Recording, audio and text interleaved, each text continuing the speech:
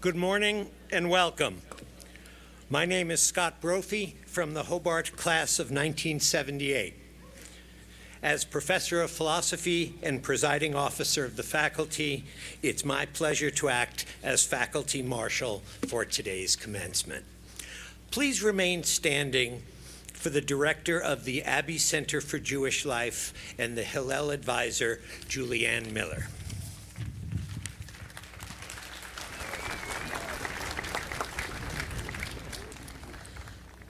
The poet Sheila Peltz Weinberg writes, "Every day creation is renewed.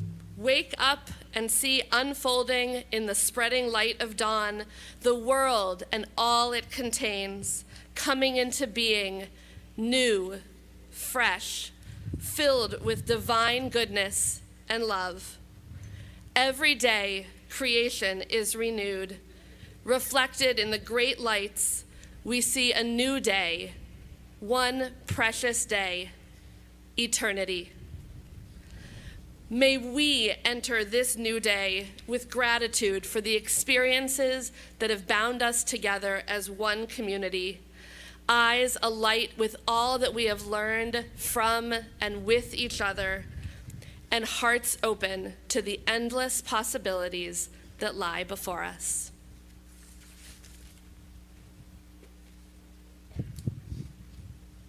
Be seated.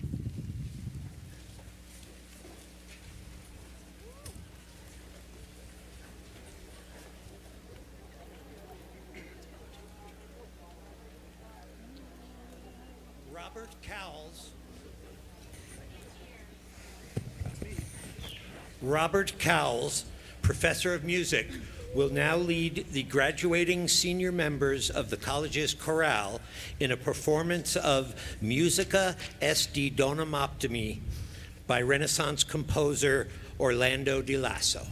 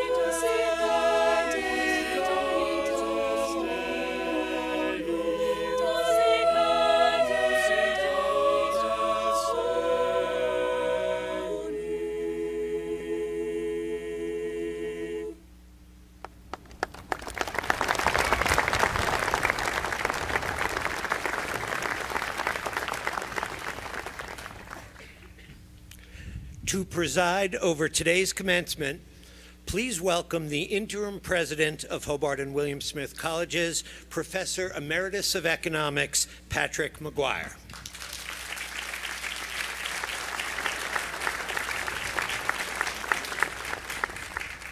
Thank you very much. And as I've said all this week, I am delighted to be here. On behalf of the trustees, faculty and staff, good morning and welcome to the 193rd commencement of Hobart College and the 107th commencement of William Smith College.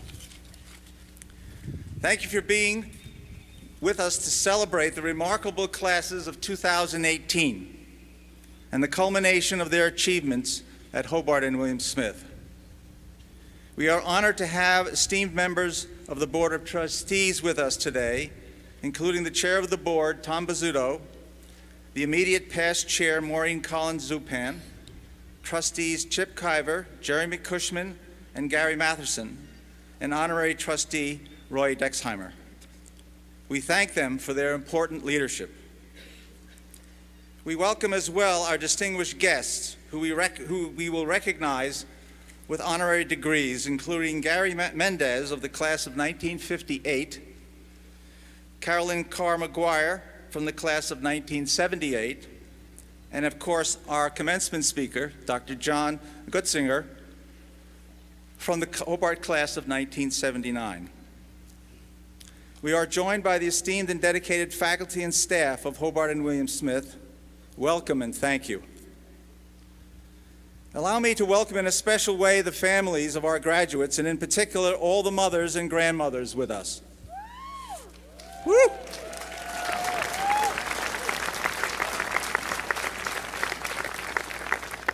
Today we celebrate the educational accomplishments of these talented students, and we recognize that for every one of us, our very first teacher was our mother. Mothers, your care and your support have allowed for this joyous occasion as we celebrate together your child's many accomplishments. As much as the colleges have given your child the tools to lead a life of consequence, so too has your child changed the colleges forever in ways that are consequential. We are proud of the difference they have made here and grateful for you for entrusting your child to us. Happy Mother's Day.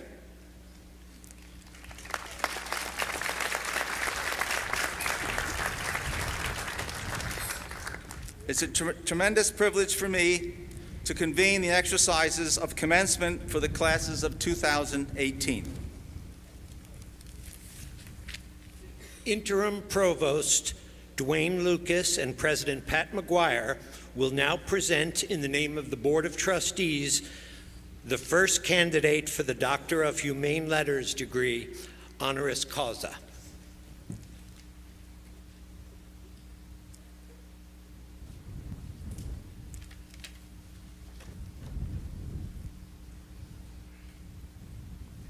It is my pleasure and honor to recognize the first of this year's honorary degree recipients.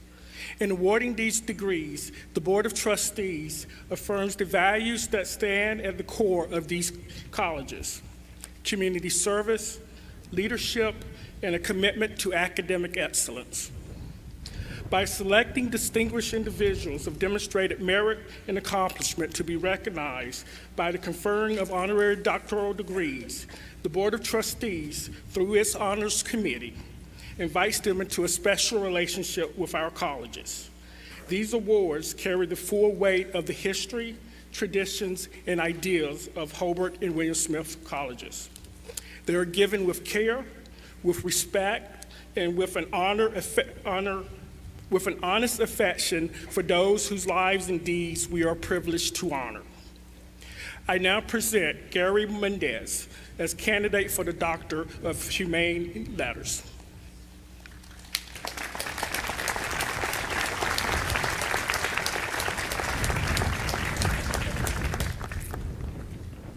Using culture and value-based leadership, Dr. Gary Mendez has spent his life addressing the issues confronting African American families and communities. Director of the National Urban League's Administration of Justice in New York City, Dr. Mendez developed the Organized Crime Prevention Program, setting standards that brought compassion to our country's notions of crime and punishment. In 1989, he founded and now serves as the Executive Director of the National Trust for the Development of African American Men, which is committed to restoring the value, dignity, and vibrant culture of African American communities. Through this trust, Dr. Mendez builds networks of mentors and counselors for incarcerated men and their families, bringing hope and giving courage to generations of Americans. 60 years ago, Dr. Mendez, you received your degree from Hobart College. A young man of great promise and talent, having majored in sociology and lettered in both football and basketball.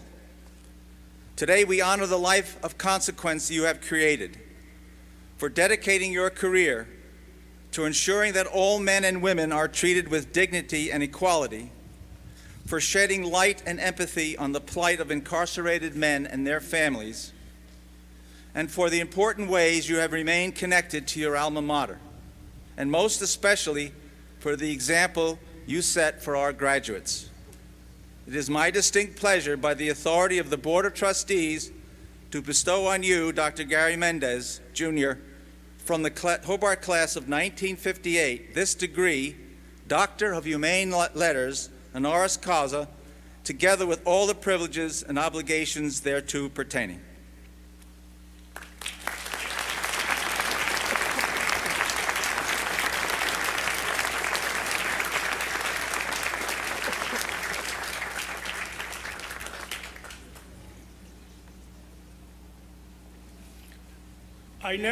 I now present Carolyn Carr McGuire as a candidate for the degree Doctor of Humane Letters.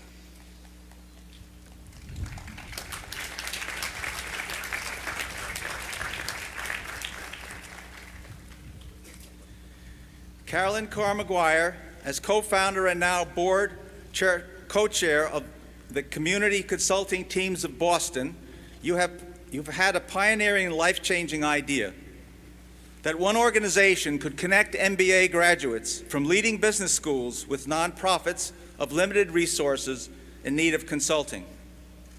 The result is an innovative organization that provides free consulting services in the arts, education, social services, environment, youth services, and healthcare, helping not-for-profit organizations better serve their constituents and amplifying their impact.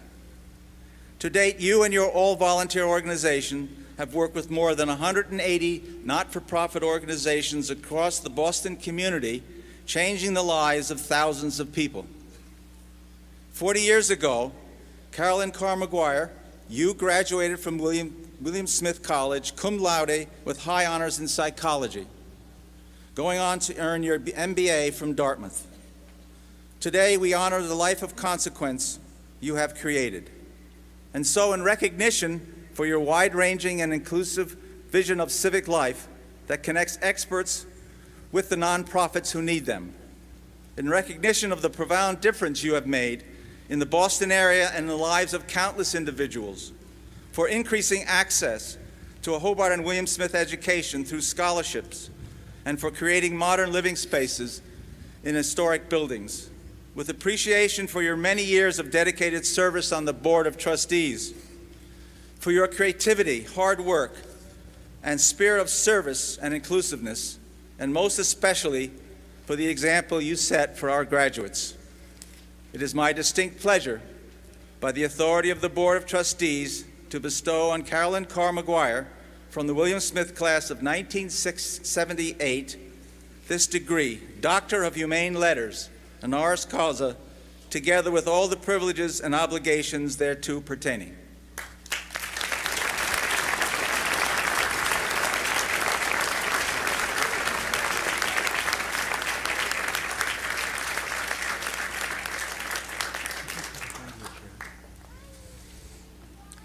I now present Thomas Esposito as a candidate for the degree Doctor of Humane Letters.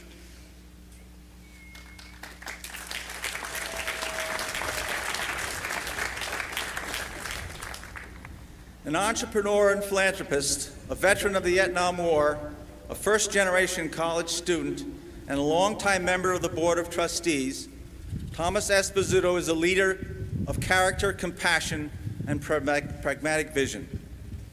As the CEO and now chairman of the Bizzuto Group, Thomas Bizzuto directs the development, construction, and management of real estate in metropolitan areas throughout the East Coast. During a more than 45-year career in real estate, Tom Bizzuto has overseen the creation of more than 50,000 homes and apartments, changing the skylines of cities excuse me, and touching the lives of thousands. With compassion and insight, He has leveraged his many professional successes to profoundly support the Hobart and William Smith community. 50 years ago, Thomas Esposito, you graduated from Hobart College with a degree in English as president of a student body, a member of the football team, and a Druid. Today, we honor the life of consequences you have created. For understanding the importance of a physical home in establishing families and sustaining communities, and for doing everything you could to help others create their own homes. For your friendship, humor, intelligence, and decency. In recognition for the profound difference you have made in shaping the future of Hobart and William Smith colleges, with deep gratitude for your steady and compassionate leadership, and most especially for the example you set for our graduates, it is my great honor, by the authority of the Board of Trustees, to bestow on Thomas Esposito this degree, Doctor of Humane Letters, honoris causa, together with all the privileges and obligations hereto pertaining.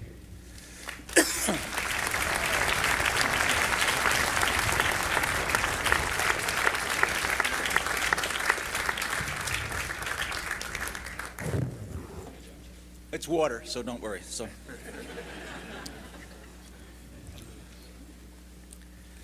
It is now my privilege to introduce our commencement speaker, a member of the Hobart and William Smith community whose discipline as a scientist is matched only by his maverick spirit, Dr. John Grotzinger.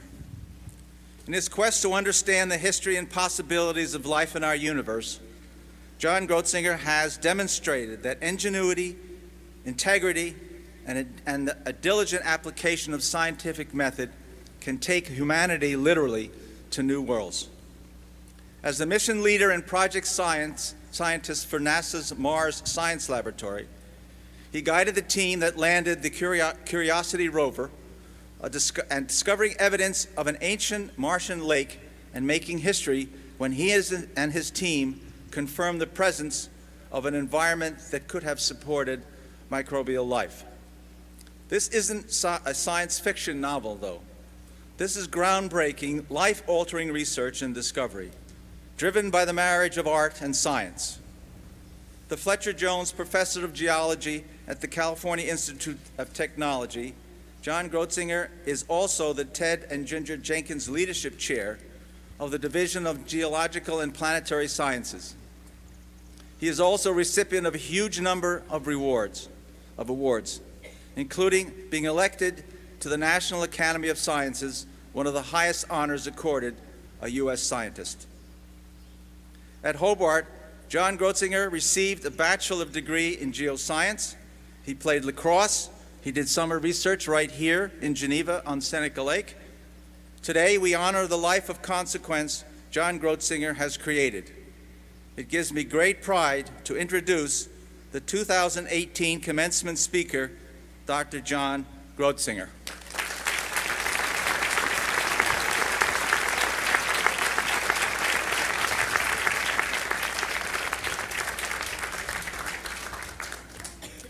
Thank you, President McGuire, the Board of Trustees, and the faculty, and all of you for this wonderful opportunity.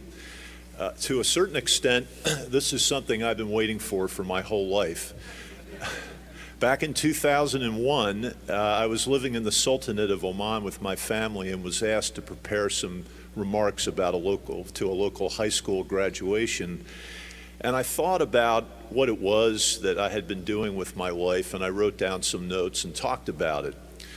It turns out it was about the day that I graduated from Hobart, and so I've decided to do something a little bit different than what most graduation speakers do. I'm going to tell you a story about a field trip.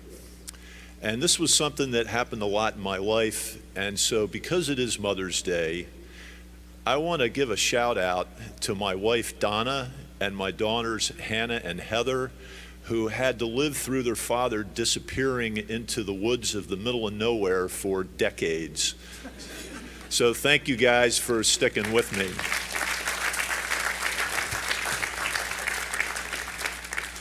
The year was 1979 and times were uncertain. The inflation rate was 11%, Interest rates were close to 15%. Pennsylvania's 3 Mile Island nuclear reactor partially melted down, and the U.S. and Soviet Union were involved in intense nuclear disarmament negotiations. Uganda deposed dictator Idi Amin. Iran became an Islamic republic, and 63 Americans were taken hostage in the U.S. Embassy, and China instituted the one-child per family rule. On the lighter side, a gallon of gas cost 83 cents. The first snowboard was invented. The Voyager 1 spacecraft observed the rings of Jupiter, and Margaret Thatcher became the United Kingdom's first woman prime minister. One of the lesser-known events of that year was that I actually graduated from Hobart College. I entered 43 years ago as a biology major, changed to chemistry, but worried that if you weren't a pre-med, you were on a track to be a lab rat at Easton Kodak in Rochester. So I changed again and finished with a geoscience degree involving a couple of courses in geology and little sense about what I would do professionally. What I didn't know was that on the day that I graduated from these fine colleges, I also set out for the greatest adventure of my life. Earlier that year, I was lucky enough to be hired by the Geological Survey of Canada. Dedicated to exploration and mapping in the last great wilderness of North America, this organization promised adventure in a land dominated by peat bogs, lakes, forest, and vast expanses of rock. Although my background was very limited because I changed majors a few times before settling on geology, and I had no prior work experience, I was hopeful that I would nevertheless be able to do everything required. Maybe it would be a little isolated from the rest of the world, but how bad could that be? After all, I had spent an entire week canoeing the lakes of northern Maine with my friends after I graduated from high school. Shouldn't this have prepared me well for 3 months in the Canadian wilderness? Boy, was I naive. On the day I graduated, I shuffled up to the podium, accepted my diploma, shook hands with the president, and embraced my newfound freedom. The only problem was that this new position in life didn't allow for post-graduation parties because I needed to be at the airport that same evening to begin the long trip north. I was expected to report for work in northern Canada the next day. So I explained to my questioning friends that they really did mean a lot to me, and to my girlfriend that I really was going to miss her. And I tried to convince all of them that this abrupt departure was not somehow a reckless cast-off of our accumulated good times over the past 4 years. Parting with them just wasn't an option. I had to go, and with this decision came the bittersweet realization of lost summer parties weighed against the excitement of new challenges. I had no way to know at the time, but I was setting a pattern to be repeated annually for the rest of my professional life. Folks, every one of you is going to have to make significant sacrifices in order to succeed in your work and your life, and to ensure fun in your work. But sometimes a little blind faith is required. During the drive to the airport, I pondered this paradoxical transition in life, which established patterns, friendships, and ideals are exchanged for a new world full of discovery, adventure, new faces, and uncertainty. The excitement of discovery is given to us as children as a basic human instinct. Yet, at some point in life, many people lose their sense of adventure and the joy of discovery. How does this happen?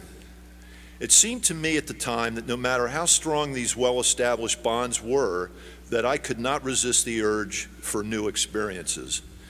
What I have learned subsequently is that while new positions in life can bring great things and are even essential for preventing stagnation, it is the transitional periods that often result in enough discomfort to discourage future change. And that's where people come off the rails. The resolution of this paradox lies in understanding and accepting these transitions, and that is where my story is headed today. From New York, I flew north to Toronto, then west to Calgary, then north again to Yellowknife. The next morning, I finally met my boss, who was full of worry and concern. Because an unusual streak of rainy and warm weather, in which the temperature rose to a balmy 5 degrees above freezing, Everyone in a position of responsibility was weighed down with trying to evaluate the ice conditions further north because the airplanes normally land on ice-covered lakes at this time of the season. The weather was threatening and we needed to fly out immediately. Now, with no time to call home or even take a shower, I was pushed further and faster beyond anything I had previously known. I really did want to let my parents know that I had made it okay. This did not feel good. I had promised to call. I had raised the issue with my boss, and he muttered something about self-reliance and being on my own now, and that was the end of the discussion. We left Yellowknife in a small, heavily loaded bush plane and flew north, this time crossing the Arctic Circle. As we flew farther north, the forests and trees suddenly disappeared and the land got flatter, rockier, and grayer, and took on an increasingly menacing look. The headwind began to increase and the clouds got lower and lower. Our airplane was equipped with large tires designed for landing on the ice.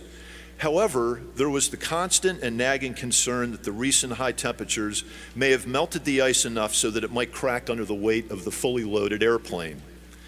The decision to land was entirely up to the pilot, who would inspect the ice while flying in circles above the lake.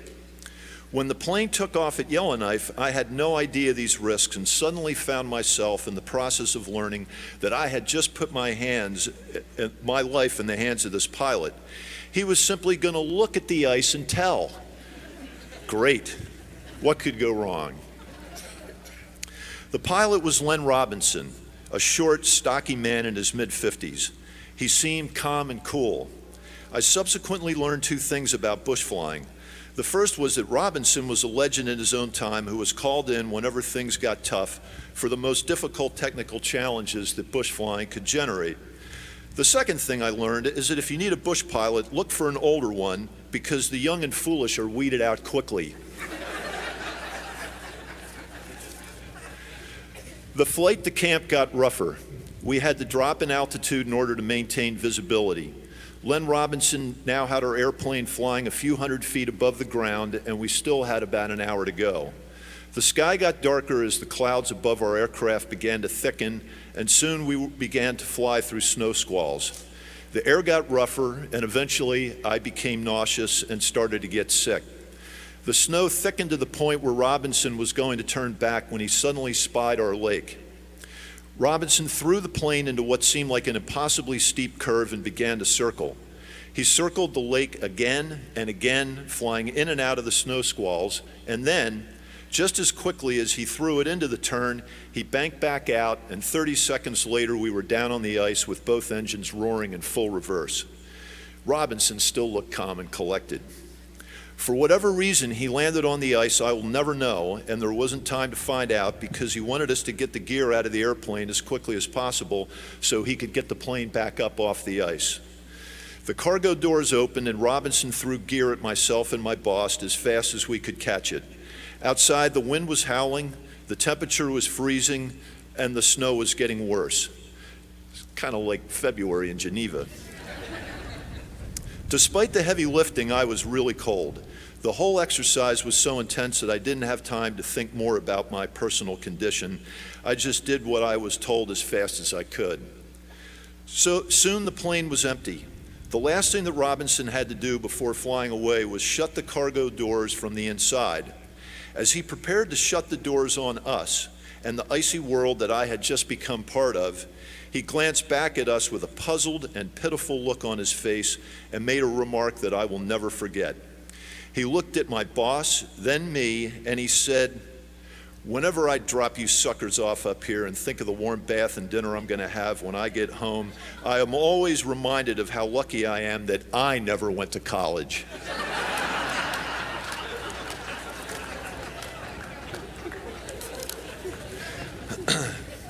With that, he closed the doors and flew off into the snowstorm. I looked around at the bleak landscape, our pile of gear a half a mile out onto the ice, nauseated, freezing cold, and with no friends or family. Never in my life before or since have I ever felt so alone and helpless. And then I got the bad news. No matter what happened, there was no way I was getting out of there until at least 1 month had passed and the ice completely melted so that the supply plane could land on the water with floats. Cell phones and satellite phones didn't exist back then, and even snail mail wasn't really an option. Ice breakup, as it is called, takes a long time. Mail would be delayed by at least 6 weeks, including the time for letters to be written, reach the U.S., for someone to write something back and send it to Canada, and then the mail had to wait in Yellowknife until the next supply plane for our camp was scheduled to depart. What if I wasn't accepted into the group? What if someone got hurt? What if we got attacked by grizzly bears? What if the food was lousy? What if we ran out of food? Worst of all, what if I discovered that I didn't want to be a geologist? I was overwhelmed with doubts, confusion, and fears, and there was no way out. Robinson's parting words haunted me for days. Everything at that moment in time seemed just about as bad as it could get. Well, the days, weeks, and months went by. In the beginning, the only way to deal with this situation was to throw myself into the job and try to make the most out of it. Amazingly, it worked. After 2 weeks, I'd have gone home if I could. The days were long and typically involved 15 to 25 miles walking through swamps. My boss had just run the Boston Marathon in 2:25, and he expected everyone to keep up with him. But after a month, when the first supply plane arrived, I was ready to stay. The combination of such mental and physical challenge was wonderful, and I was beginning to derive a distinct sense of satisfaction at knowing I hadn't just been able to survive this workload, but I was actually growing because of it. By the end of the season, I learned something with complete understanding, that this 3-month period of intense immersion into geological mapping had made it possible for me to know, with no doubt, that I wanted to do this for the rest of my life. I was grateful for this rare opportunity which taught me perseverance, tolerance, focus, and that hard work can really be a lot of fun. Most importantly, perhaps, was that it instilled in me the confidence to pursue new ideas, and that the most difficult tasks and these challenges are where new opportunities lie. So the moral of the story is to seek these challenges out and embrace them as gifts. In advising students who are trying to identify their calling in life, this is my most common advice. Seek out the difficult challenges and invest all that you have in them. At this point in your life, for each one of you, there is absolutely nothing to lose. I have experienced many emotions in life, but I have rarely been bored in my chosen profession. I have often wondered what else I might have been able to do, but I have never regretted the path that I chose. And the same was true for Len Robinson.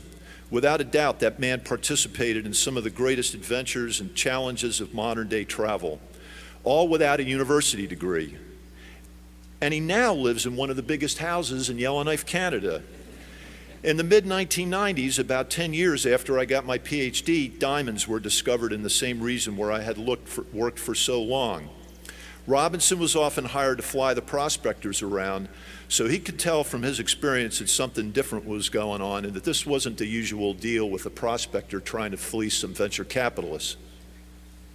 So he bought shares of a small company called Diomet on the Alberta Stock Exchange for 10 cents and sold them a few months later for $1,000. You see, what I now realize from my own experiences, those of people like Len Robinson, and from over 30 years of helping and advising students, it is that in the final evaluation, the degree itself is worth little. It is what you make of it and what you invest at the beginning of your career, whatever path you take in life. So whether you go off to graduate school, medical school, business, enlist in the Peace Corps or military, take a job as an apprentice, or open your own business, it all comes down to what you are willing to invest now. It will pay off later in whatever form you choose to be rewarded in. As graduates of Hobart and William Smith Colleges, you are well prepared to accept these next challenges in life. And I'll leave you with one last bit of advice. If your friends and family tell you that the best years of your life are college years, don't believe them. Sure, college was enjoyable, but for me the real fun came later as I found myself doing things that I had never imagined possible. Each year I wonder what's next. The trick, if there is one, is to never close out your options until you must, and to accept new opportunities enthusiastically. Getting there provides its rewards, but it's the adventures along the way that provide the fun. Transitions can provide tremendous opportunities. Back in August of 2012, on the night that the Curiosity rover was about to land on Mars, I reminded our mission team of a favorite quote by Teddy Roosevelt that captured the importance of our coming days as a team. He said, "One of the greatest pleasures in life is the chance to work hard at work worth doing." I know that each one of you has unique gifts and you were given them for some reason. Use them and share them and mark your life with meaning. Good luck to you all, wherever you might be headed next and whatever your chosen profession may be. And when the going gets tough, try not to lose your sense of adventure and the joy of discovery. Chances are something great is right around the corner. Thanks for listening and have a great day.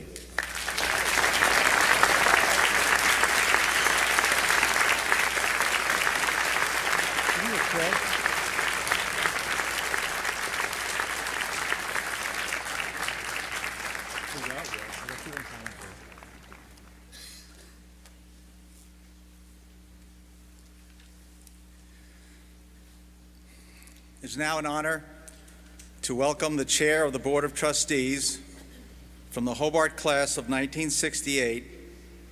Thomas Esposito will present the Touching the Future Awards.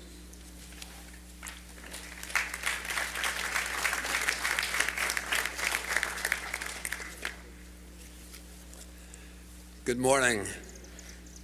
The Touching the Future Award takes its name from the famous words of Christa McAuliffe, the first teacher selected to participate in the Space Shuttle program, who died in the Space Shuttle Challenger explosion.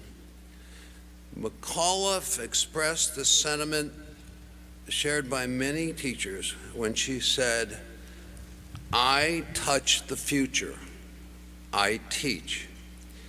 In 2004, the Board of Trustees, with the encouragement of Honorary Trustee Roy Dexheimer, who is here with us today, established the Touching the Future Award to celebrate and honor educators from elementary, middle, and high school who have had an impact on our current graduates.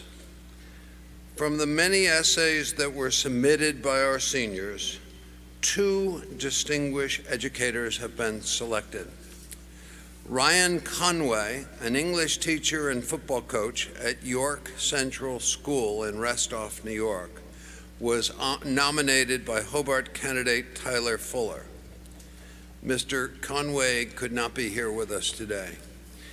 Kim Craner, an English teacher from Avon High School in Avon, Connecticut, was nominated by William Smith candidate Sarah Dolan.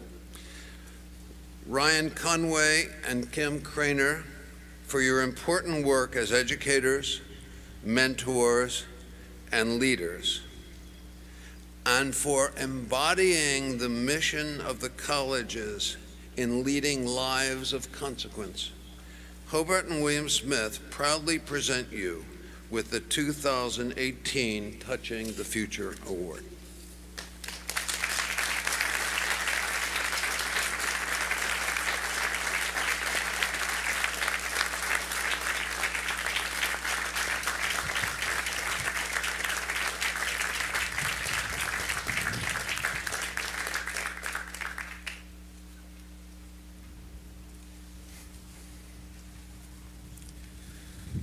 William Smith Sr., Quinn Cullen, and Hobart Sr., Alum Conde, have been chosen to offer their reflections on this important moment in their lives. Ladies and gentlemen, Quinn Cullen and Alum Conde.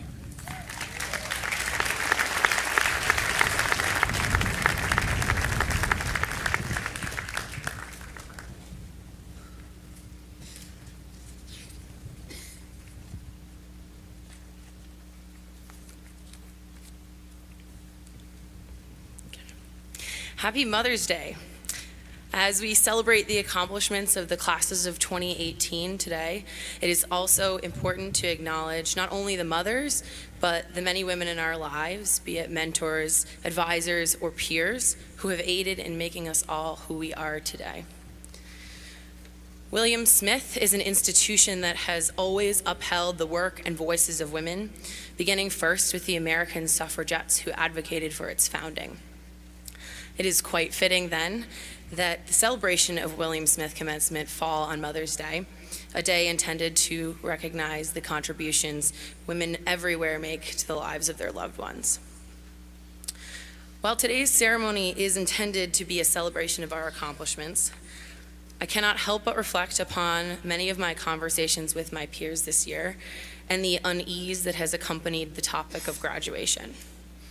Even with the majority of us leaving this place with jobs or graduate schools plans in place, we are unsure about leaving a place that we have come to know as our home.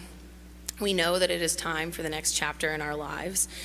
However, we would not mind a few more conversations with our favorite professors or a few more nights downtown with our friends.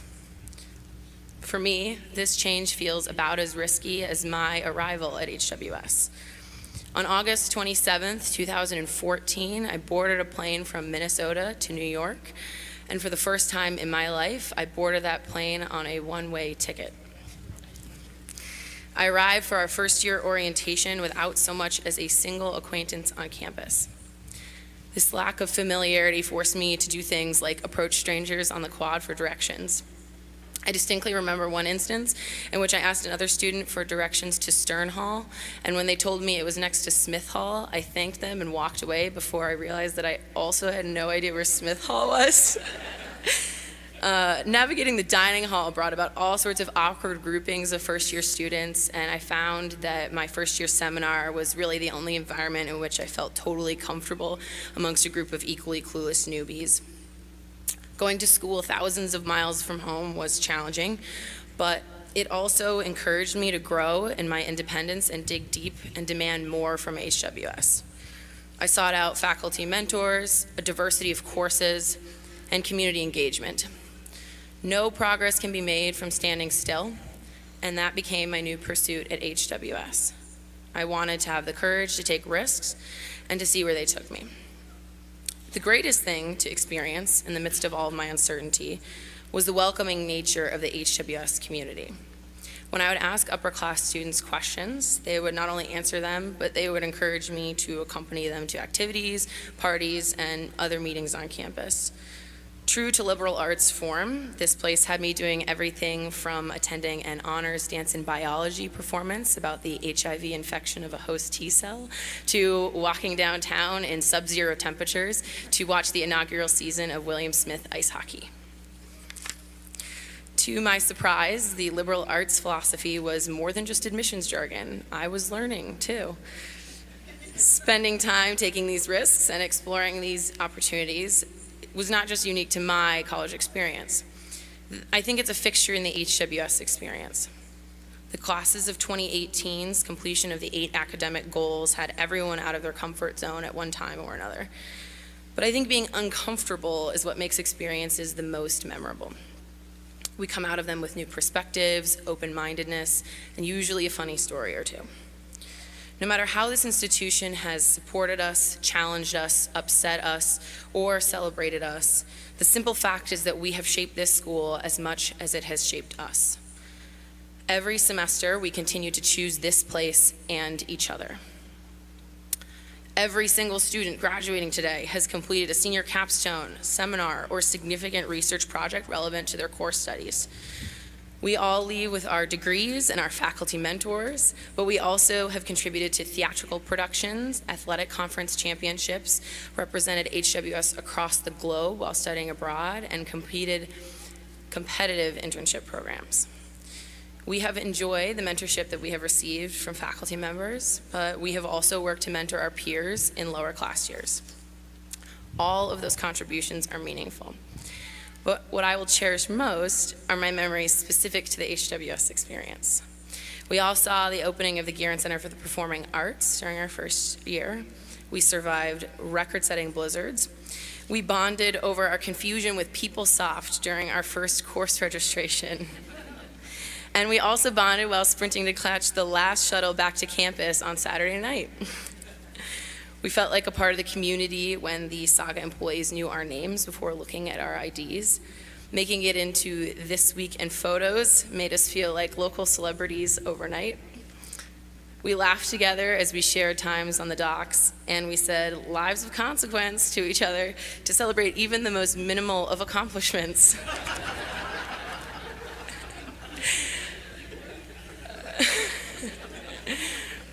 The classes of 2018 embody so much of what it means to work hard to better the world around you. When a massive snowstorm hit in March, the editors of the Herald strapped on their snowshoes to deliver the newspapers. On International Women's Day, so many of us marched downtown that we stopped traffic. Our student bands competed in FLX Live's Battle of the Bands and organized student showcases at Lake Drum Brewing. Our class gift to the colleges, a scholarship for an incoming student, was a cause that brought us together as we broke fundraising records. As a class, we have not only enjoyed our time here, but we have exemplified grit as we have worked to better this institution for the students who will come after us. It will be difficult to leave HWS and all the experiences and friendships that we have shared here. But I do not worry about the classes of 2018. We will be fine. We always have been. If these past 4 years have shown us anything, it is that we are a group of young people who speak out, advocate, and demand more. We move forward and out into the world, and we will continue to work hard and contribute wherever we are. I am proud to graduate amongst a group of young people who are unable to sit by idly and watch the world pass us by. Classes of 2018, while we may feel uncertain about what is to come, we are ready.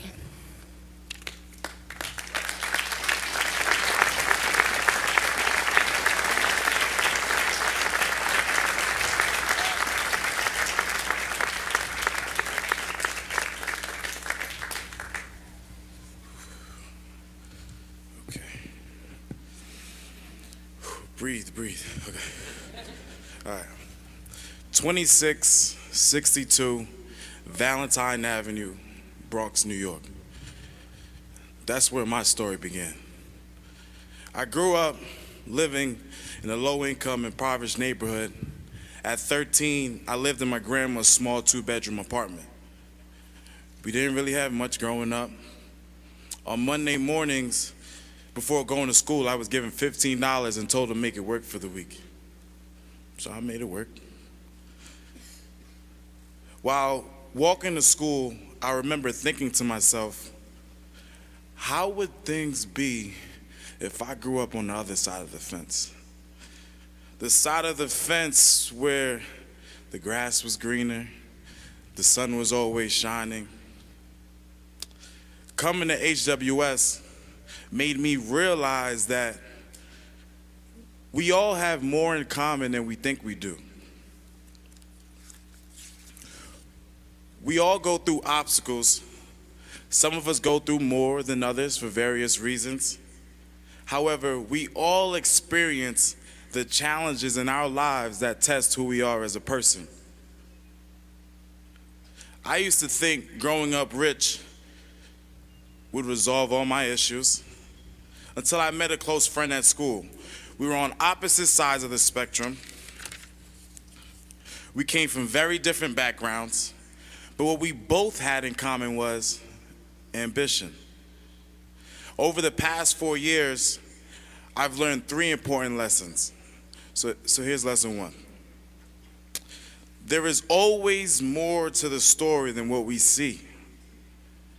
Our goal should be to embrace who we are and not shy away from the truth. Sometimes our biggest fear is acknowledging the truth for what it is. We tend to embrace reality for what it is, but for what we would like it to be. I've been lucky enough to have great mentors in my journey here at HWS, including Dean Streeter Amy Forbes, Craig Talmadge, Coach Backus, Coach Craig, and Coach Hannah. I'm also grateful that I've been exposed to like-minded entrepreneurs, whether it be through my experience as a finalist in the Stu Lee Blind Pitch Contest, working for Tom Bizzuto and his company for a summer, or flying out to Las Vegas and helping an alum develop properties. So many people have helped me along the way. But if it wasn't for ambition, I wouldn't have got my real estate license when I was 18. And I definitely wouldn't have got the opportunities that I have today. So here's lesson 2. Sometimes the opportunities that we want the most are the ones we have to create ourselves. Growing up poor actually gives you an advantage. You're forced to be entrepreneurial and think outside the box with the very limited resources that you have. Growing up rich also gives you an advantage. The resources and financial assistance allows you to achieve the goals that you set for yourself. So regardless of what country, state, or zip code you're from, the opportunities you create determine your success. Now, we all strive for success, I hope. Here's where the difference lies, in how we measure it. Some measure success through materialistic things. Some measure success through happiness. And others measure success through their ability to give it back. In order to achieve the success that we want, we have to be willing to take calculated risk, remain truthful to ourselves, and stay committed to being great. There'll be obstacles in life. There'll be people in our lives that we wish we could enjoy every beautiful moment with. There'll be people who doubt our abilities, and there'll be people who prey on our downfall. Here's the reality. We cannot control every aspect of life. Here's lesson 3. There are 3 different types of people in this world. There are people who watch things happen. There are people who make things happen. And then there are those who wonder what the hell happened.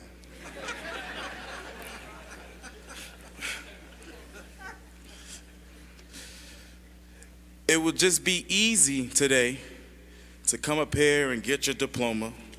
After all, it isn't a great accomplishment, but it's just the first one. It's just the first one.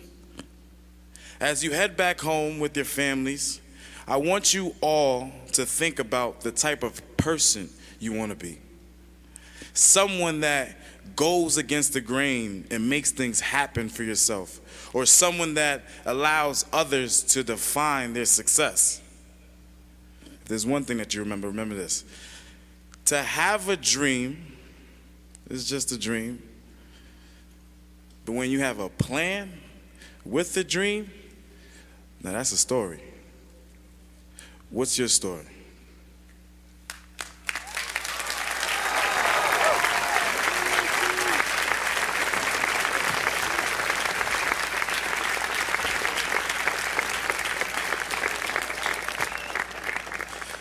And I also want to say Happy Mother's Day to all the beautiful mothers out there. It's a beautiful moment. It's one of these moments that don't last forever or don't happen too many times, but just embrace the moment. And happy birthday to my mom. Thank you guys. God bless.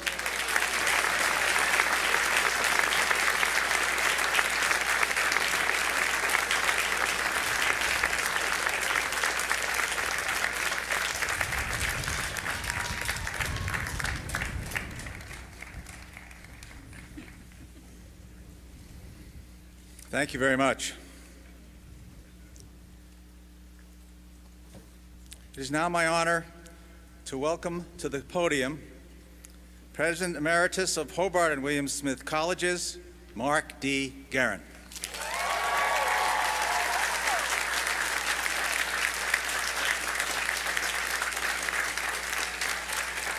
Good morning. Well,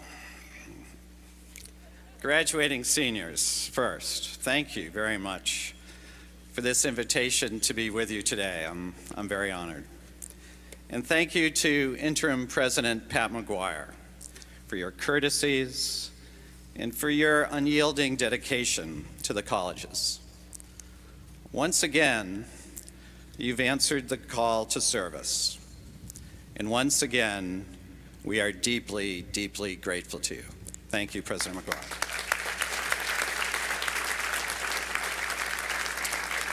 To the members of the Board of Trustees, distinguished members of the faculty, the extraordinary staff at Hobart and William Smith, parents, family members, and Geneva neighbors, happy Mother's Day. But before I begin, let me note that when the class presidents, Isaiah and Michaela, called me to invite me to participate in commencement, they did not say that I would have to follow Quinn and AC. Apparently that was in the fine print. Those, with Dr. Gratzinger's, those were two great speeches.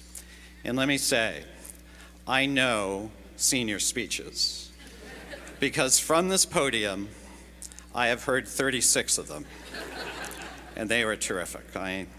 We should give them another shout out to Quinn.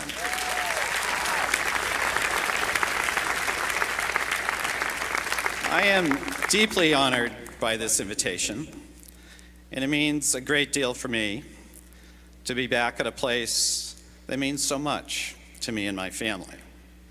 And in preparing these remarks, I had the occasion to look back on some of my reflections to the graduates over the years. And one of them, delivered in 2005, stood out to me as appropriate for the moment. In 2005, I urged the graduates that when they were driving out of Geneva for the last time, to look at the passenger side rear view mirror, where it says, "Objects in the mirror are closer than they appear." And I told the graduates it would be true for them, for Hobart and William Smith would always be closer than it appears. It would be closer because of the liberal arts education they received, with critical thinking skills and communications, with the leadership and athletic and the service opportunities that they've enjoyed here in Geneva and they take with them. It will be closer because of the friendships born here that will retain with them throughout their life. That's what I said in 2005. Well, today, having myself left Hobart William Smith, now living in a different state, now working at a different university, I can tell you with certainty that Hobart and William Smith will always be closer than it appears. For Hobart and William Smith is a great place. Hobart and William Smith is a special place. There has not been a week in the past year when Mary and I have not run into a Hobart and William Smith graduate. Whether I'm on the T in Boston, or we're walking our dog Dublin, who says hello, by the way, or shopping at Wegmans, yes, we have Wegmans, or at Fenway, or meeting many Hobart and William Smith alums who are now enrolled in some of the Harvard graduate schools. And it always is a thrill to see them, and it leaves me immensely proud of the graduates, immensely proud of the lives they are leading. Look at this podium. Today's honorary degree recipients and our commencement speaker provide yet more evidence to the distinction of our graduates. Tom Bizzuto, Carolyn Carr McGuire, Gary Mendez, and John Gratzinger. All of them having distinguished themselves in their professional lives and have nurtured their alma mater with care and focus and support. Honorary trustee Roy Dexheimer on this stage. Similarly, his professional accomplishments He will greet his granddaughter who will graduate today. Decades of giving back to his alma mater. In 1 year later, I returned to this podium. I now have a view of Hobart and William Smith that is new and a different perspective, because I am now a parent of a rising sophomore at William Smith. And I see the dedication of our faculty and the commitment of the staff to the student experience in deep and meaningful ways. This, of course, did not surprise me, because I had known and worked with the talented men and women behind me here on the faculty and those staff around this quad. Many of them having given their whole professional lives and their careers to Hobart and William Smith, like Hobart Dean and Professor Eugen Baer, like Professor and former William Smith Dean, Suzanne McNally, like Hobart Athletic Director, Mike Hanna, like Faculty Secretary Ann Warner, all of them giving every day for the student experience. But I can't appreciate the emotion of today's graduates who are preparing for this next chapter of their lives.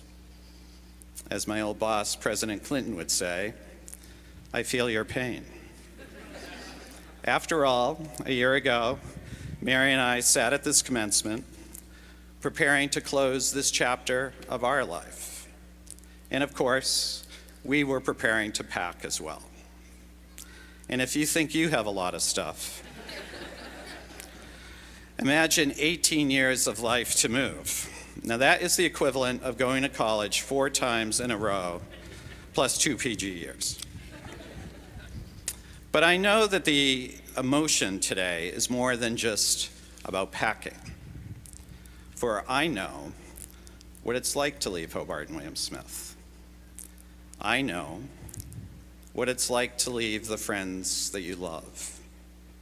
And I know what it's like to leave this amazing community of Geneva. But I'm here to tell you that my words of advice in 2005 about that rear view mirror are validated by my own experience. HWS will always be closer than it appears. It will stay with you. And for all these reasons, I know you will always be proud to be a Hobart and William Smith graduate. For you now enter the circle of Hobart and William Smith, with men and women like Esposito and Carr McGuire, and Mendez and Grotzinger and Dexheimer, and thousands of others, with an ever-widening circle. And finally, a closing word to the classes of 2018. For this is a special class, and one that I'm especially fond of and grateful for. You arrived on this campus 4 years ago, in the summer of 2014, at a time when this institution was tested. But thanks to your leadership, thanks to your engagement, you made Hobart and William Smith a better place. You made Hobart and William Smith a stronger place. And that is one of the many reasons why this class, these classes are so unique and so special. And that is why so many of us are so very grateful to you. So go forth and do great things. Go forth and make us proud. Live our mission to lead a life of consequence. And look at that rearview mirror from time to time and remember the lake. Remember the quad. Remember your friends. And stay engaged in the life and the future of this very, very special place. Thank you for the invitation.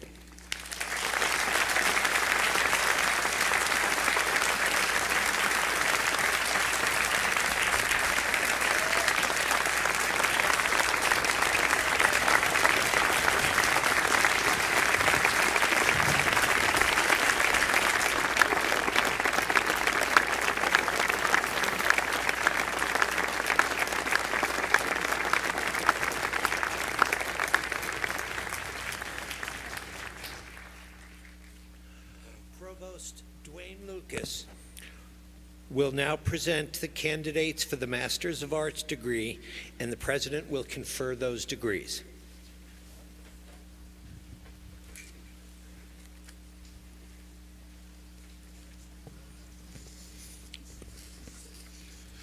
Will the candidates for the degree Masters of Arts in Teaching at Hobart and William Smith please rise and remain standing? I have the honor, Mr. President, to present the degree Master of Arts in Teaching with honors and praises to be mentioned. The candidates now standing before you have completed the requirements accepted by the faculty for that degree.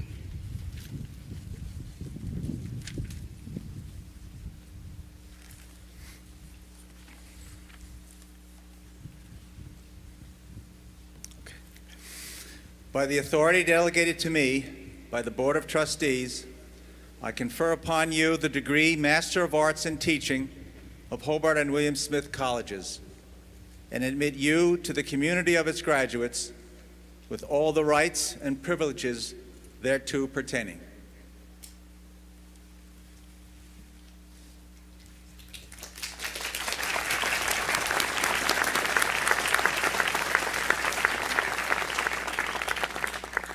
Will the candidate for the College Experience Certificate at Hobart and William Smith Colleges please rise and remain standing?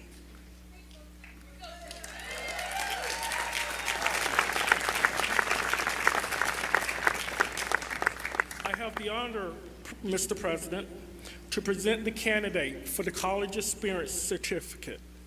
The candidate now standing before you has completed the requirements accepted by the colleges for that certificate.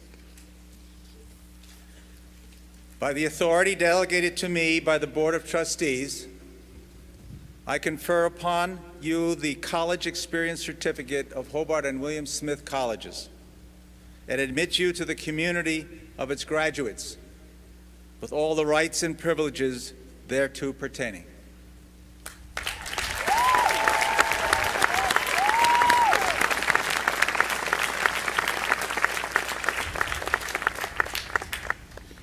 The Dean of Hobart College, Eugen Baer, and the Dean of William Smith College, Lisa Kensick, will now present candidates for degrees, and the President will confer those degrees.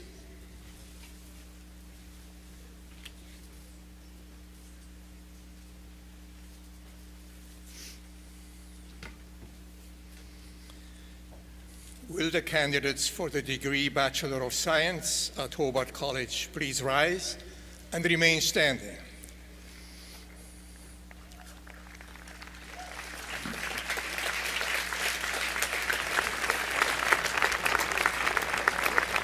I have the honor, Mr. President, to present for the degree Bachelor of Science with honors and praises to be mentioned, the candidates now standing before you, who have completed the requirements accepted by the faculty for that degree.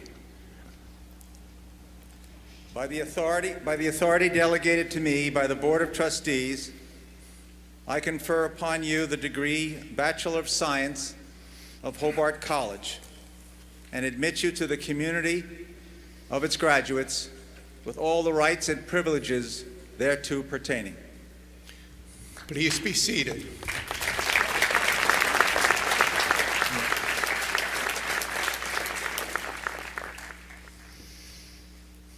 Will the candidates for the degree Bachelor of Science at William Smith College please rise and remain standing?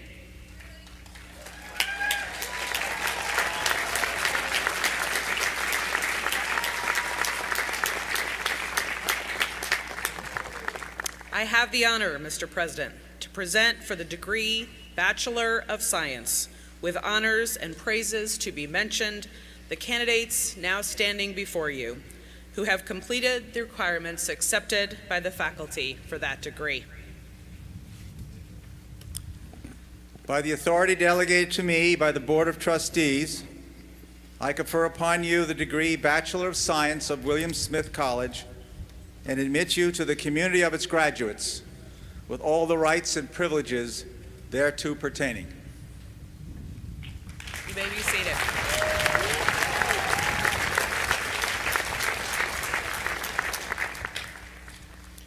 Will the candidates for the degree Bachelor of Arts at Hobart College please rise and remain standing?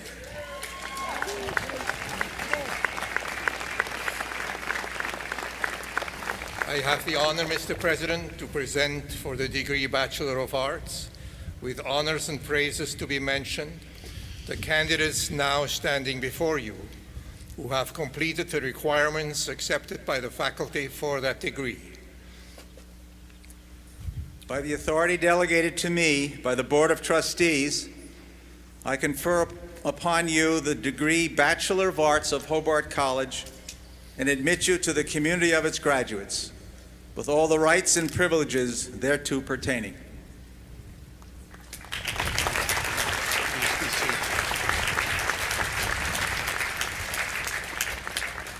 Will the candidates for the degree Bachelor of Arts at William Smith College please rise and remain standing?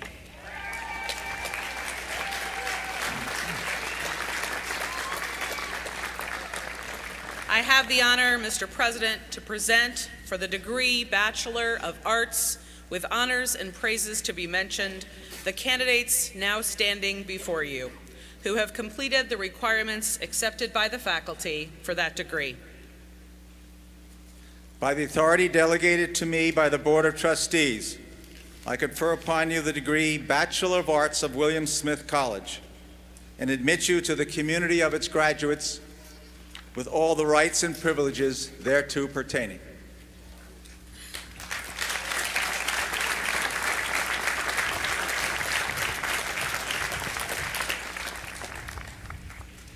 Mr. President, the Hobart and William Smith students for the Master of Arts in Teaching will now come forward to receive their diplomas.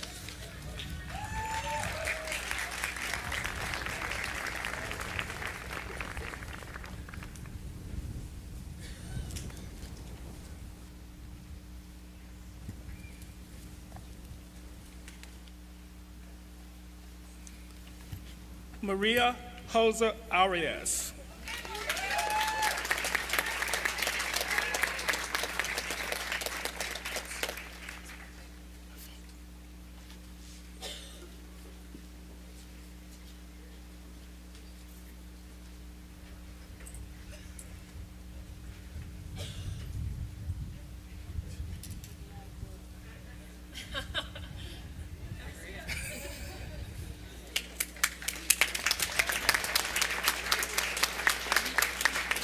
Amy Maria Fida.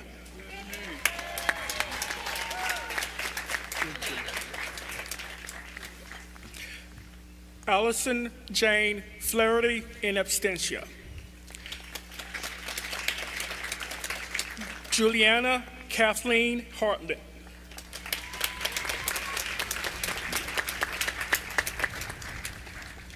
Jessica Shay Nelson.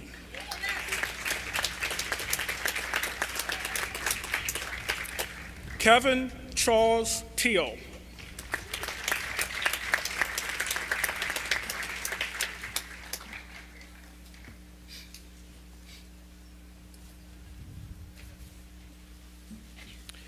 Mr. President, the candidate for the College Experience Certificate will now come forward to receive their diplomas.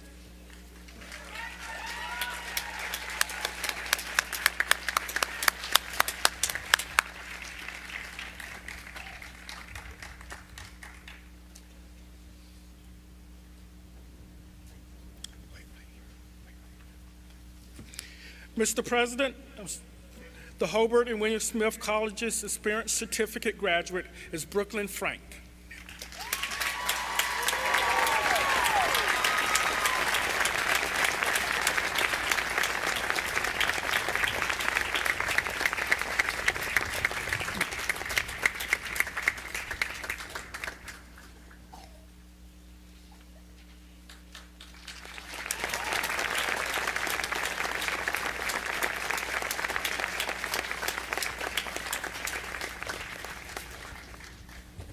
This is the part you've been waiting for. Mr. President, the Hobart and William Smith students will now come forward to receive their diplomas.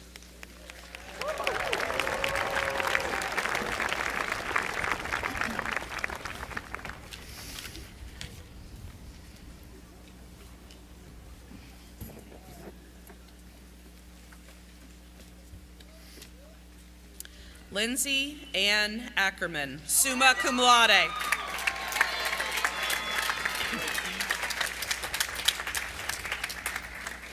Cameron Albert Adams.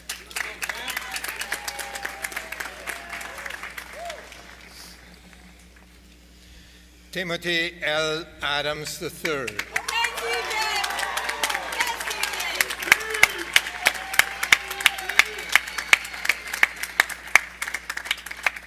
Rotimi Folabomi Adeyoye.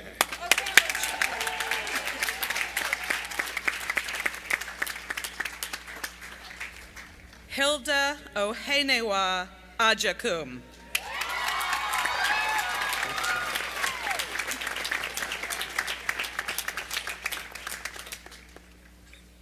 Issa, Michael's daughter, Ackerfeld Howard, summa cum laude.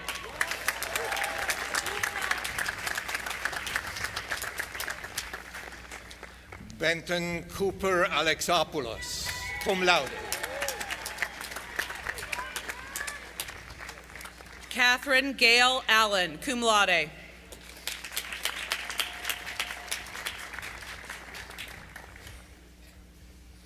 Soren Leif Anders MacLeod, summa cum laude.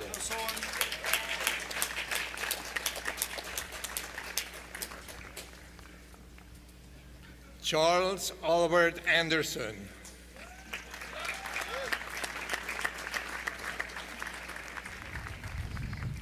Christian Edward Apicella.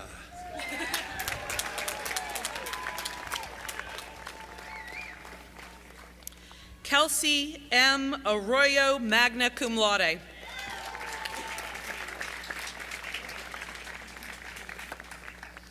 Samuel Hallock Ash.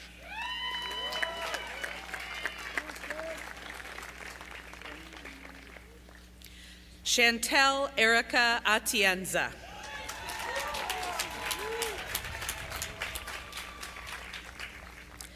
Gabrielle Ali Alasola.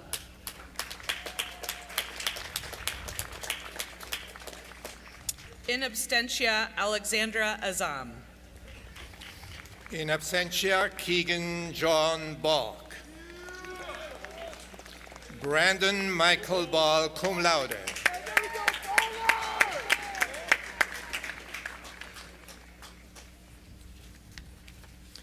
Peter Alexander Banks with honors in chemistry.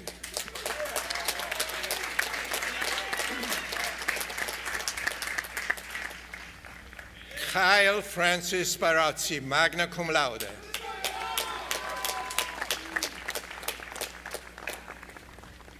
Cole Charles Bardawill, magna cum laude.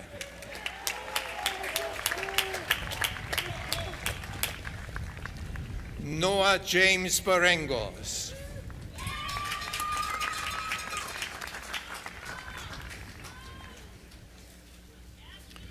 Thomas Devlin Barron.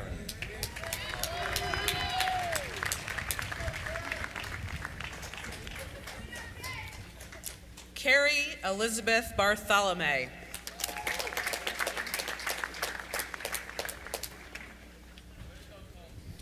Samuel McCoy Bartlett, cum laude with honors in geoscience.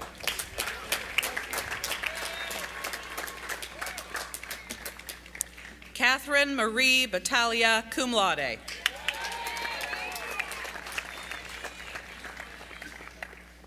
Morgan Lovejoy Bayreuther with honors in geoscience. Rebecca Ann Begley.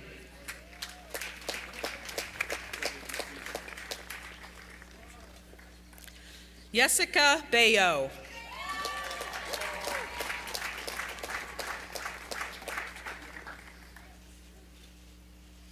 Amenav Tanir Benerson.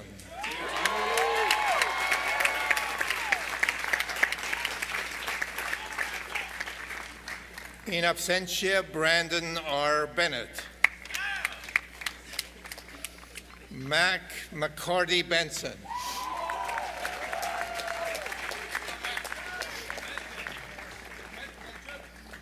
Matthew George Benton.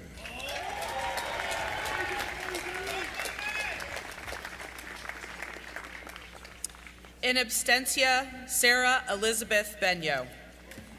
Summa cum laude. Rachel Mackenzie Best, cum laude with honors in biology.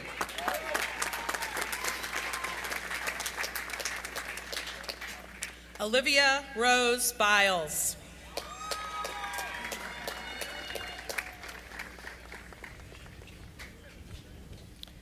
John McElroy Birmingham.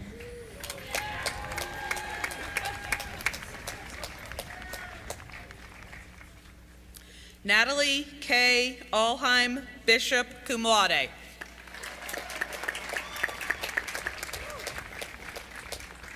Catherine Jean Bjornson, cum laude.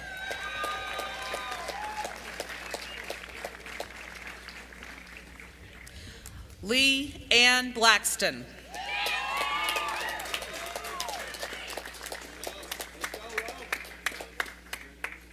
Hannah Lynn Francis Block.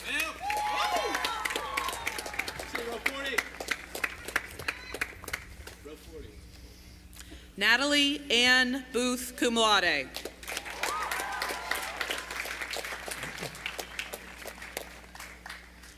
Dylan Shane Bauer.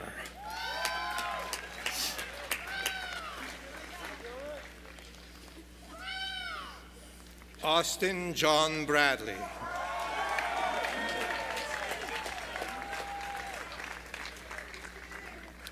Serena Colleen Bratt.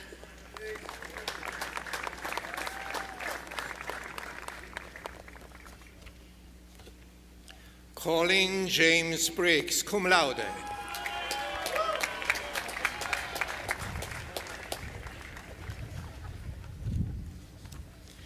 Daniel Wild Bristol, cum laude.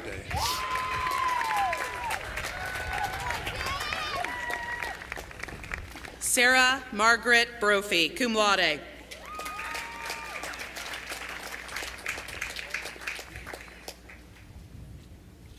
Keegan Elizabeth Brown, cum laude.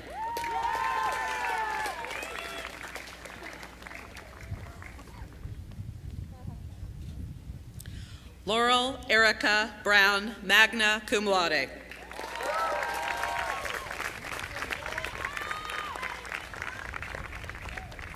Rachel Marie Brown.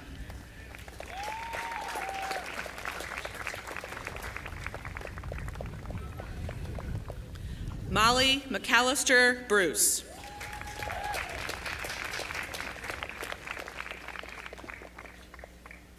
Catherine Elizabeth Burgess.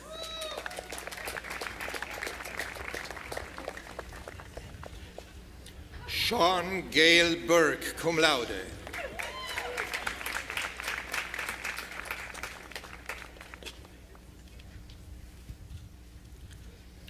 Jake Kobe Bernias.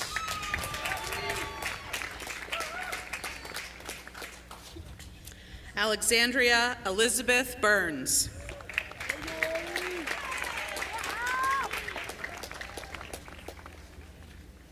Catherine Elizabeth Burns.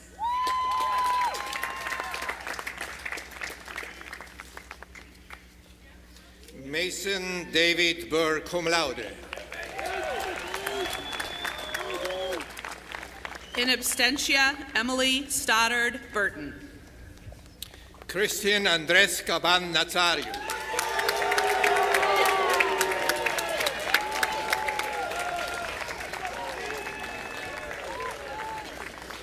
Edison Rolando Cabrera, magna cum laude with honors in Latin American Studies.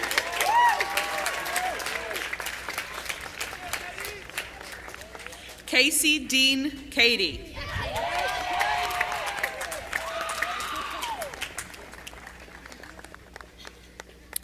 Jun Wei Zhai.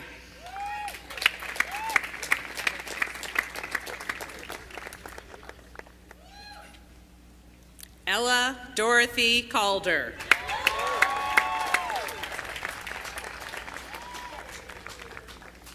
Christopher James Cambio, summa cum laude.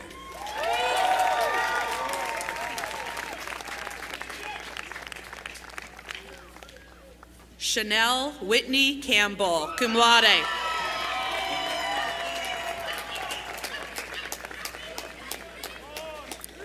Catherine Lane Campbell, summa cum laude.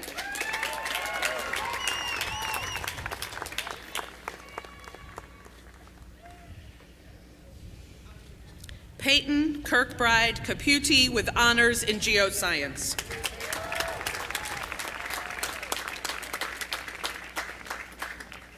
Alexandra Hall Carey.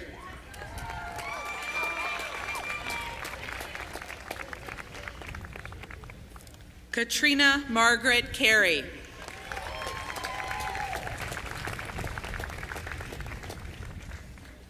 Olivia Jane Cargen, summa cum laude.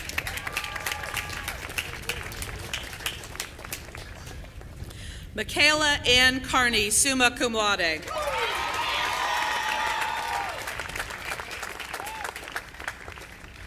F. Charles called forth.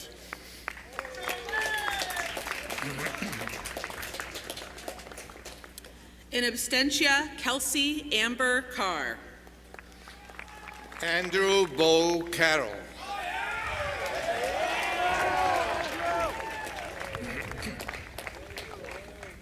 Ryan Michael Carson, summa cum laude.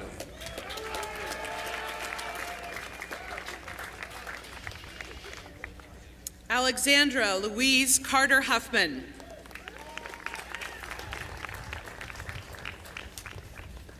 Alejandra Mendoza Castillo.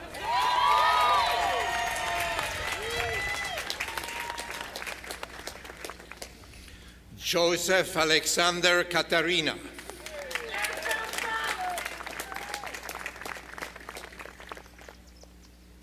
Alexandra Marilyn Catty.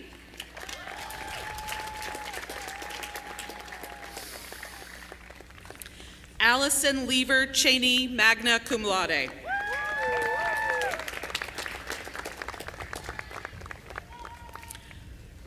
Tayana Alicia Chenkovich, magna cum laude with honors in dance.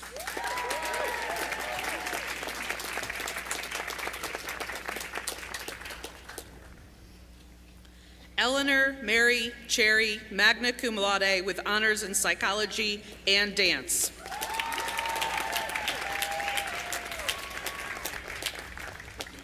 John Francis Xavier Chipman II.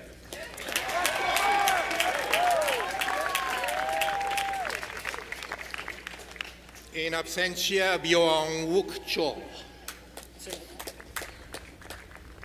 Ann W. Choi.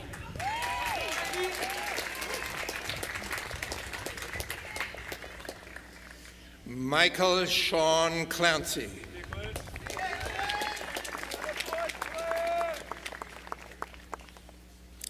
Connor Crooker Clemens.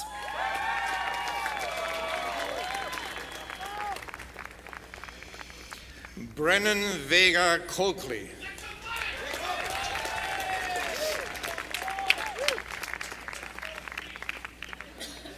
Kevin Manuel Collado.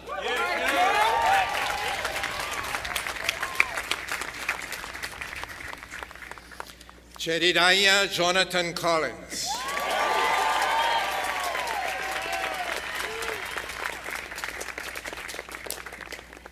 Shannon Marie Collins.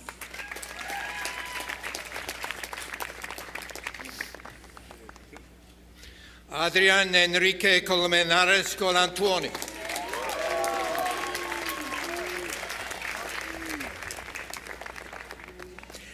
Almami Conde.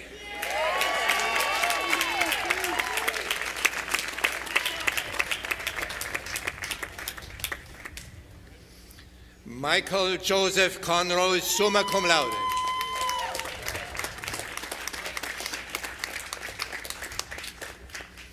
Alfred Camillo Constance IV, cum laude. Ellen Catherine Cook.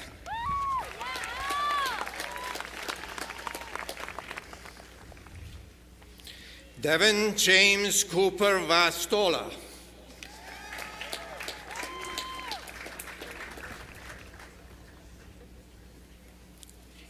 Lauren Anderson Kornman.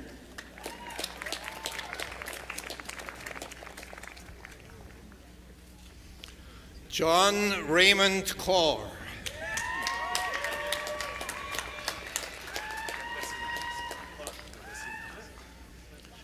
William James Cost, cum laude with honors in history.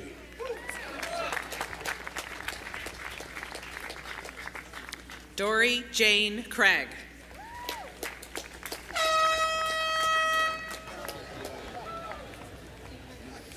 Buell Critchlow IV.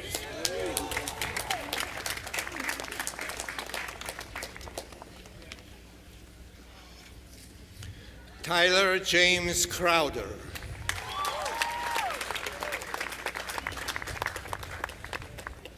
Quinn Michelle Cullum, magna cum laude.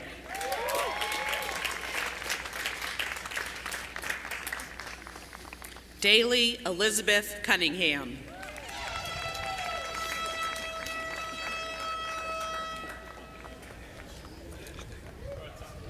Christopher David Sear.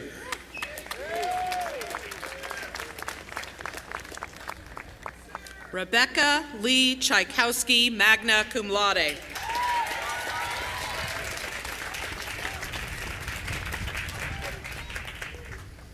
Thomas Edward Antonio.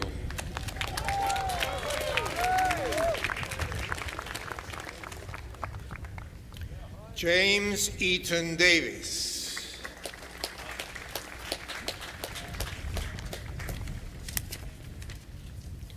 Robert Maxwell Davis.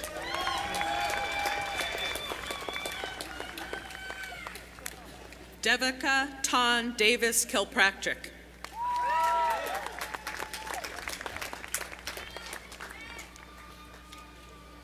Ahil Ali Davodani.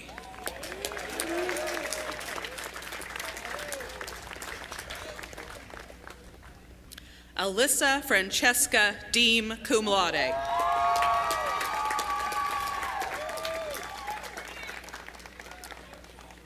Sarah Miller Dizeroth, magna cum laude.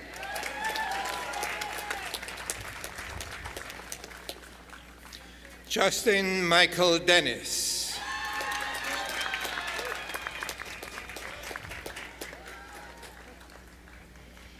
Dominique Maria De Rubis.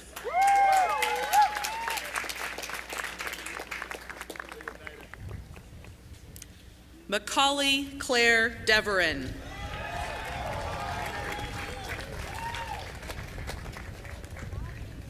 Elizabeth Irene Dieter, cum laude with honors in political science.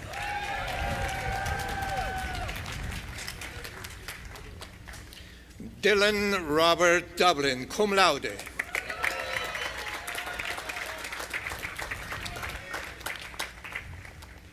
Sarah Claire Dolan, magna cum laude.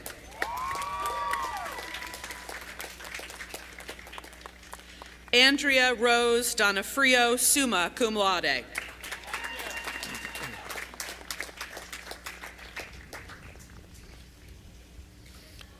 Nicholas Alexander Dosky.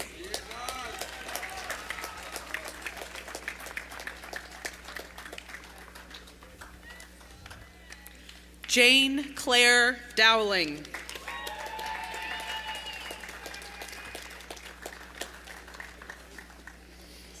Alexander Leonard Doyle.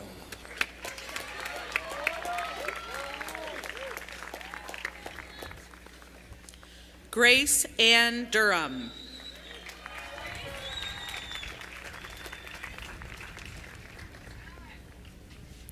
Layla Elizabeth Dwyer.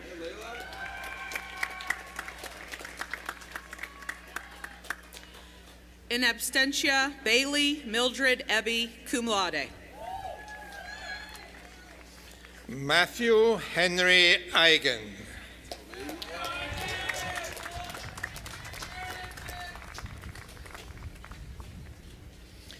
Eden Michael Ely.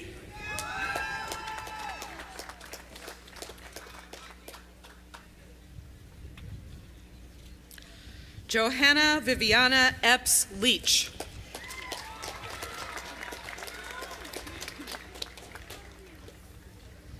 Joseph Cornelio Escamilla.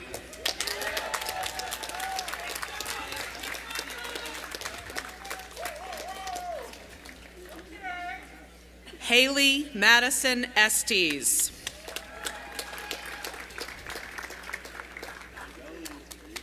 Rachel Conover Evans.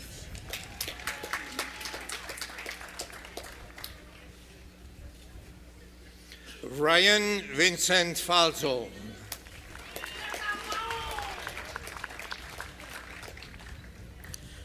Krista Marie Federow.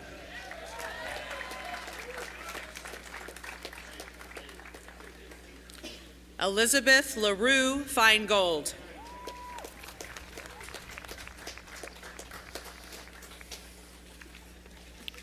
Zachary Armstrong Felder, summa cum laude with honors in architectural study.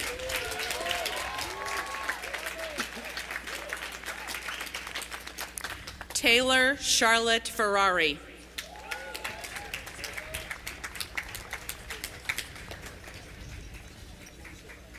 Justin Andrew Ferreira, cum laude.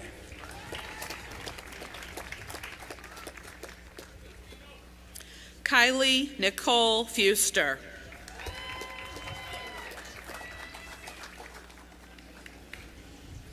Luis Andre Figueroa.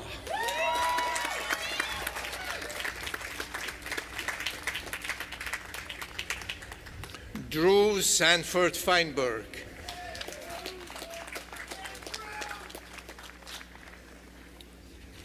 Jacqueline Fisher, magna cum laude.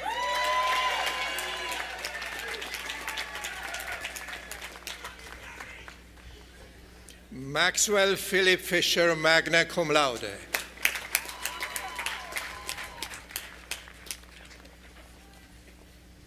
James Keenan Fix.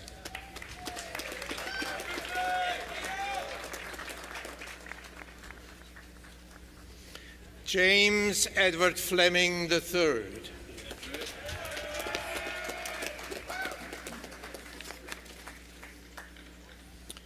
Connor John Flood.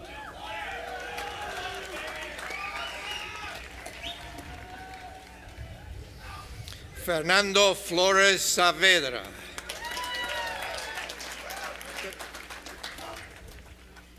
In absentia, Emma Lasher Flint. Cecilia Brown Foley, cum laude.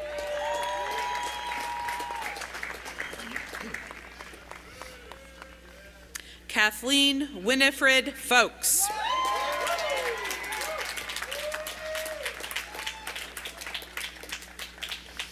Hannah Isabel Frankel.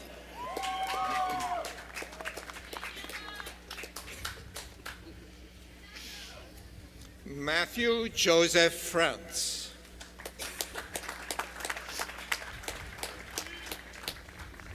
Alexandra Dorothea Frary.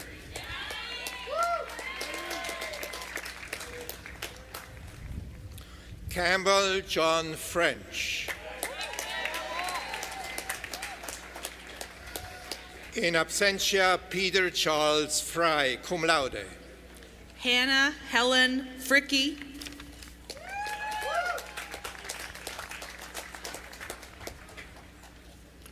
Brett Andrew Friedberg.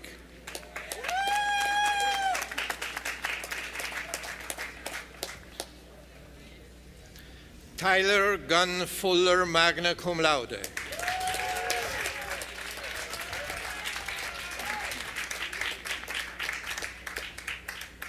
Yoko Furuya, cum laude. In absentia, Emma Gamson. Sarah Elizabeth Garcia with honors in English.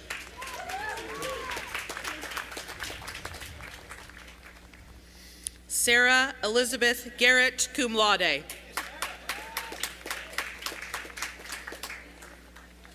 Olivia Gatto.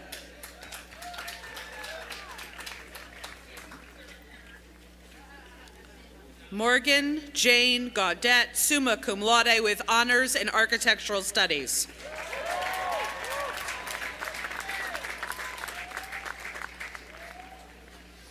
Anthony David Giovanelli.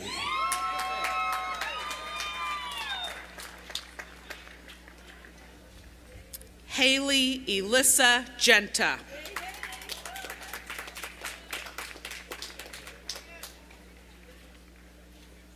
Zipporah Leah Glazier, summa cum laude.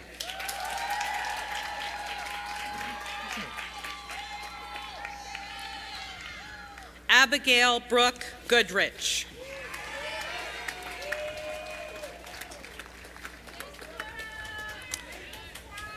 Taylor Ashley Sweeney Goricki.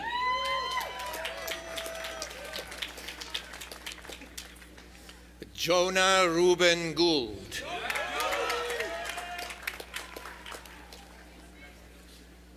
Megan Kaylee Greco.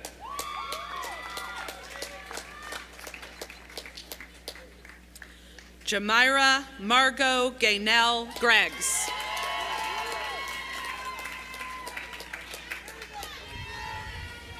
Benjamin Houston Greiner, summa cum laude.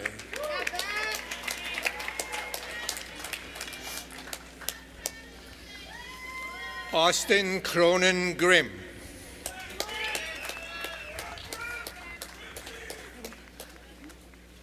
Dana Michael Gross.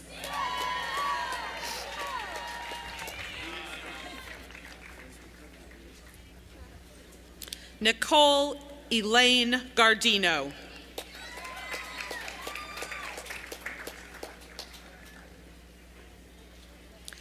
Jing Shuen Guai.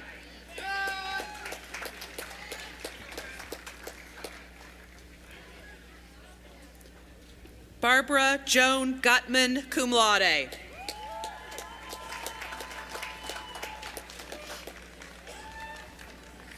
Arsalan Ali Haider.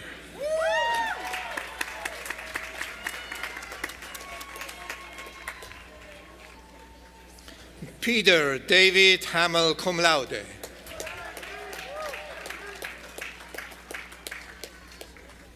Sin Rong Han.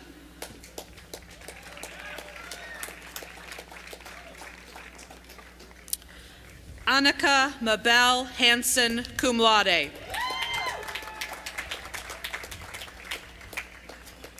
Teresa Lynn Harvey, cum laude.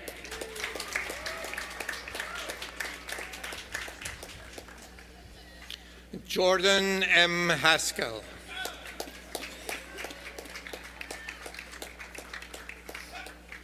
Emily May Haskins, cum laude.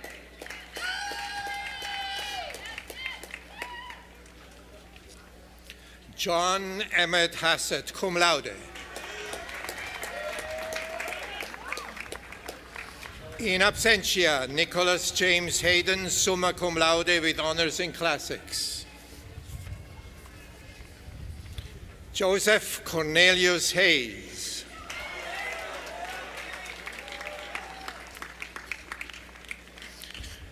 Shangre Ho.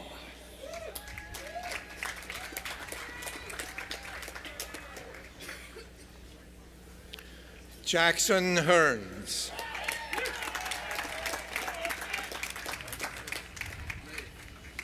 Lucas Vincent Hayslip.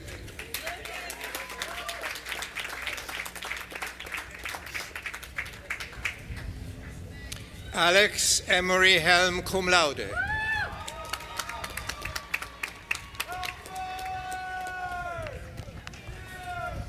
Will Eric Helmeda, cum laude.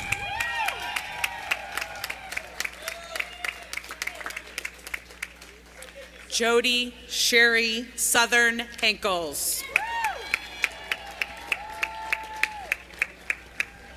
Catherine Ann Hessler.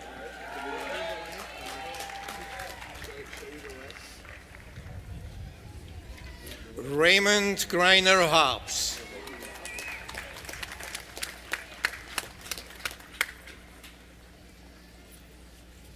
William Boyd Hoffer.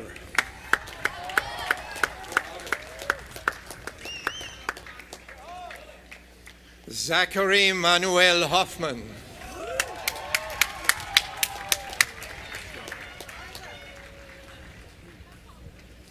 Colin John Hogan.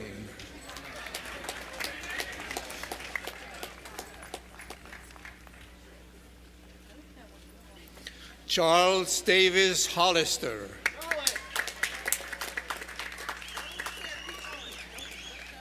Alexa Robin Holmes.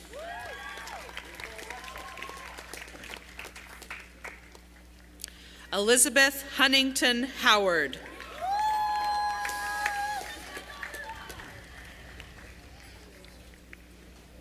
Shu Yi Hua.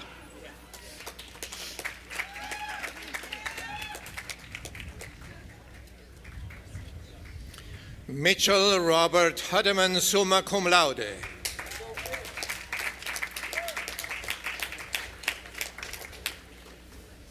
Brian Huyn.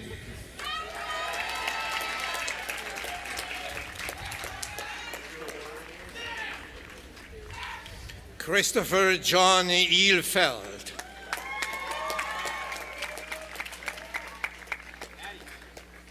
Kelsey Elizabeth Irving, magna cum laude.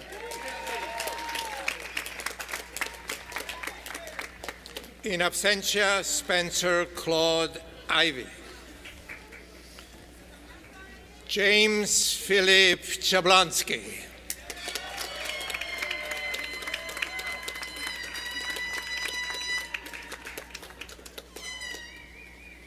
Leah Jacqueline Jacobs, magna cum laude.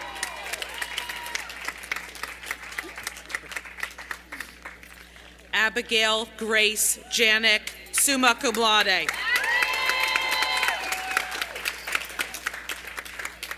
Yu Jun Jiang.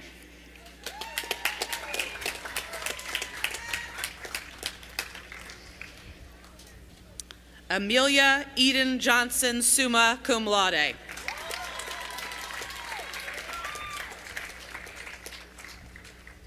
Kelsey Brianna Jones.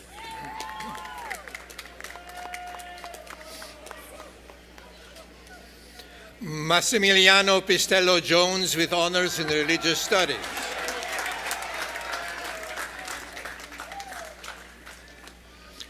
Snowden Fisher Jones III.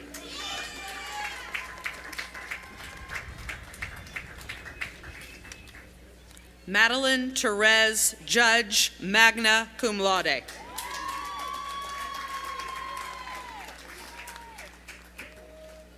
Jacqueline Suzanne Kane, magna cum laude.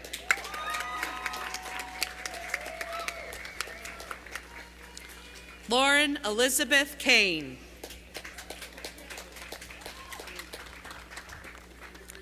Lily Isabella Kane, cum laude.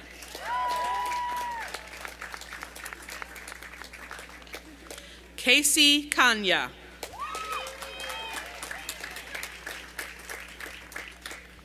Mari Kathleen Keen, magna cum laude.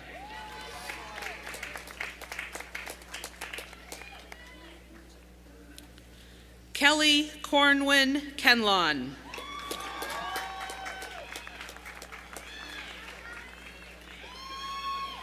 Sean Connor Kachadurian.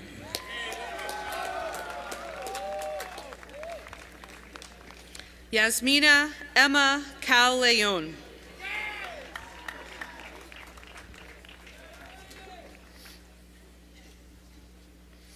David Edward Kidwell.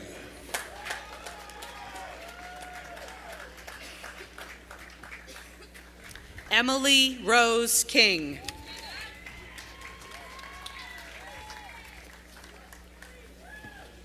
Carly Robin Quinta.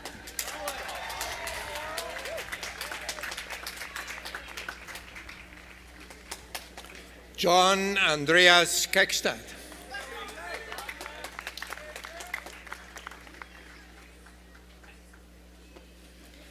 Catherine Ann Kletcha.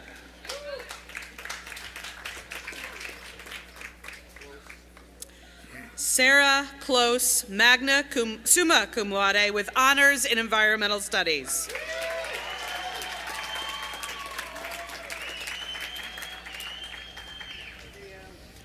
Christopher Knische.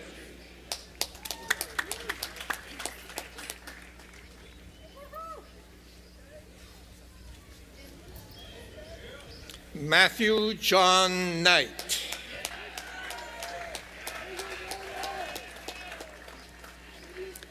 Emily Christina Nipper, cum laude.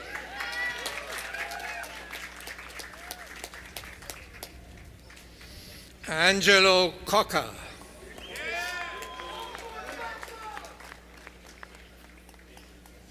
Lauren Lynn Kogelman, summa cum laude.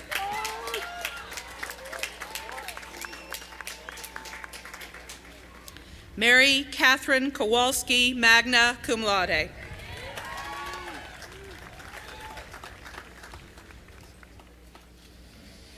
Jason Garjan Kwong.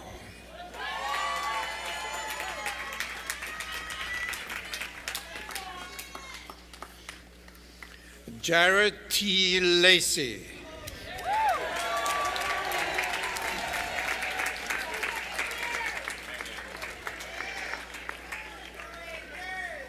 Megan Margaret Lafferty, cum laude.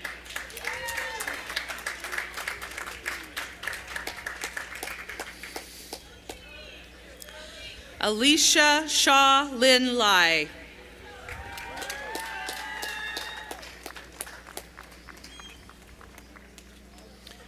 Peter W. Lambos.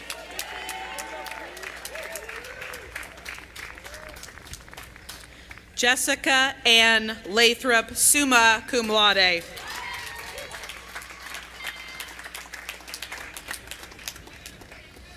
Shelton Oliver Leggett.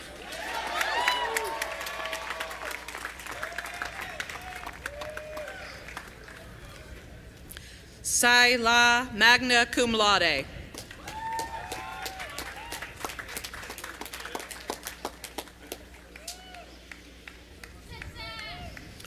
Joseph F. Letizia.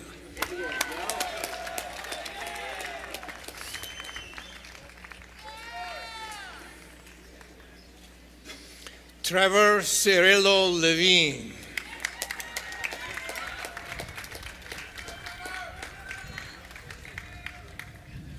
Ziyi Lee, cum laude.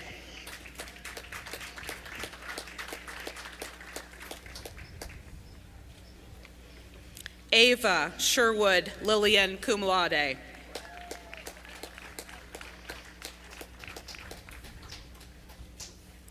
Catherine Lynn Linehan, cum laude.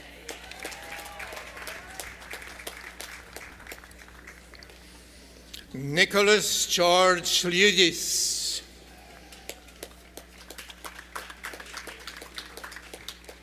Erica Ray Lipke.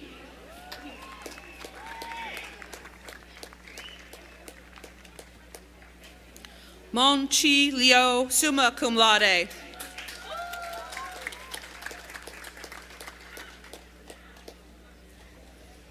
Ushi Leo.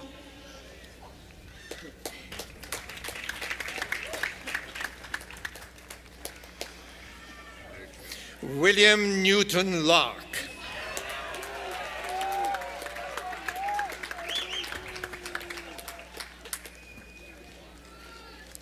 Teresa Rose Lore, magna cum laude.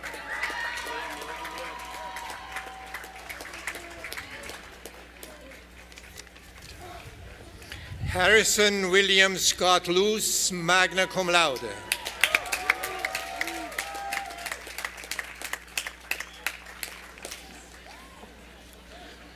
Mika Lynch, magna cum laude.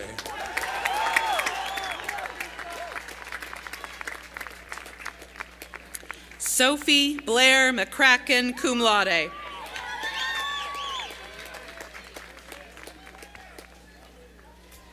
Phoebe Fox McCurrick, magna cum laude.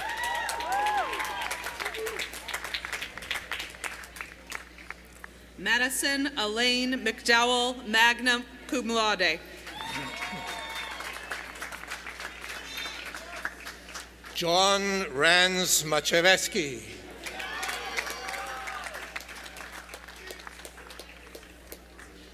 Mary Kaylin McLean, cum laude.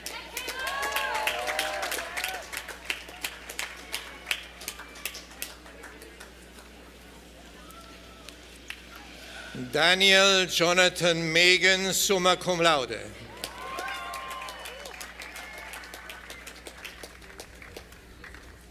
Allison Marie Magnarelli.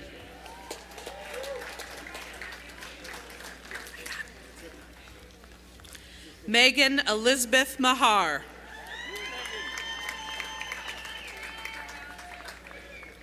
In absentia, Kayla Dayton Malcolm, summa cum laude. Margaret Teese Malloy, cum laude.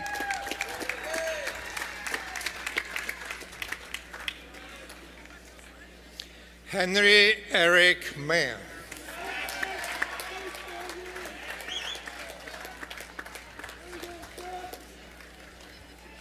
Evie Karina Manning.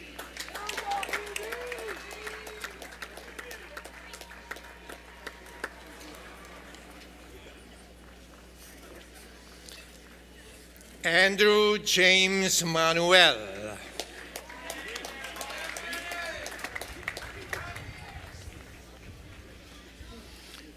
Colin Christopher Marker.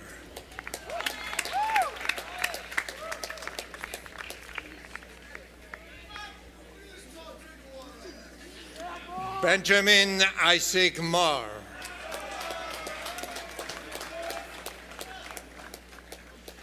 Grace Marie LeBlanc Martel.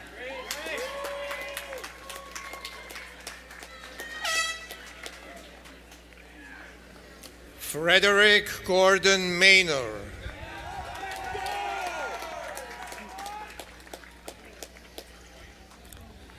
Elizabeth Jean McCabe, cum laude.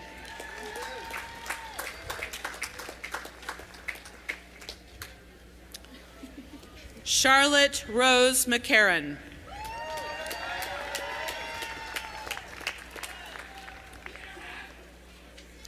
Cashel Petrie McCarthy.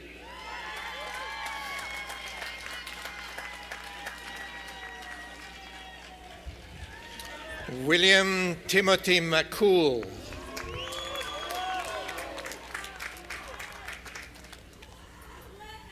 Colleen Lee McCulloch.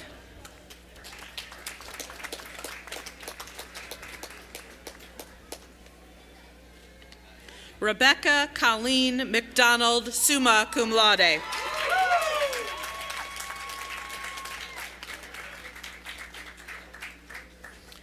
Riley Patrick McDonald.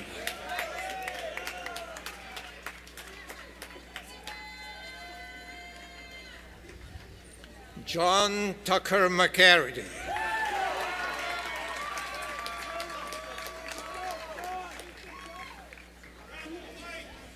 Jason Quinn McCowan.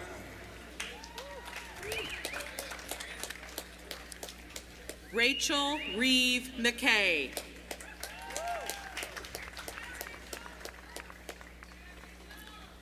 Jocelyn Valerie McKenzie.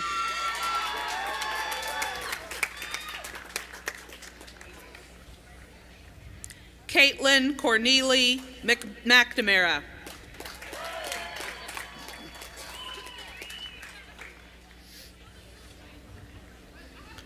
Riley McTague, cum laude.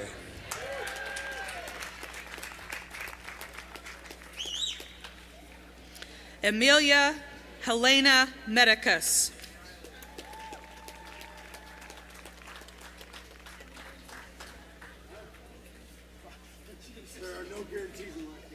Maximilian Emmanuel Meyer.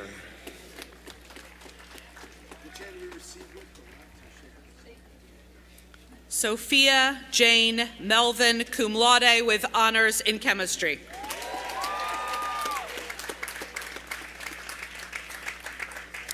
Guadalupe Mendoza.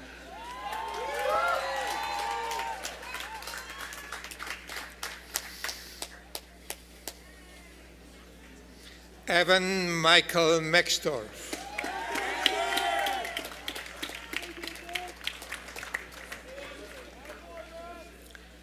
Talia Bella Sue Kalb Meyer Bossy.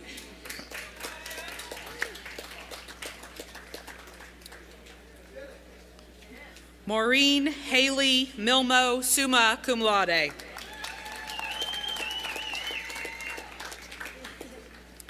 Olivia Catherine Radke Milne.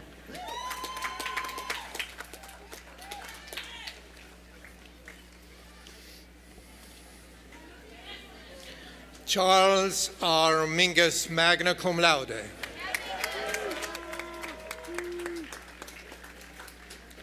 Davis Bright Moffley.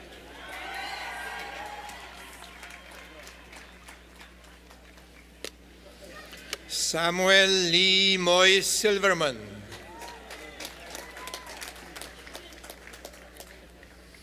In absentia, Scott Oliver Montrose. David Bennett Moore, summa cum laude.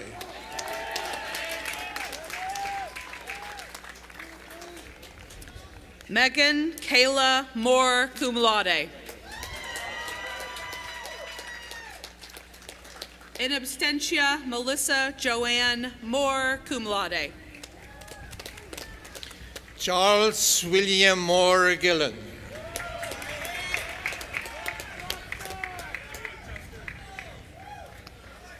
Maura Jean Moran.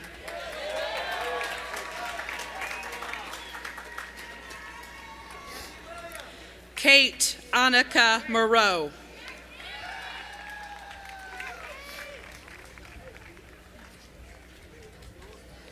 Michael James Morin.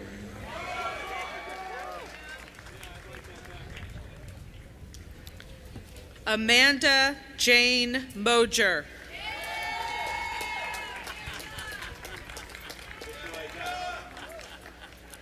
Danielle Catherine Moyer, summa cum laude.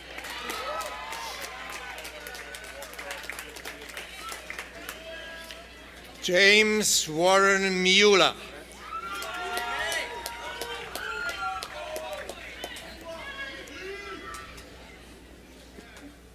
Joseph Edward Mulaney IV.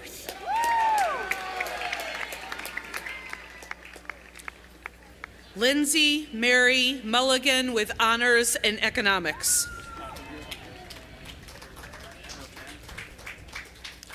Bandeja Anastasia Munier.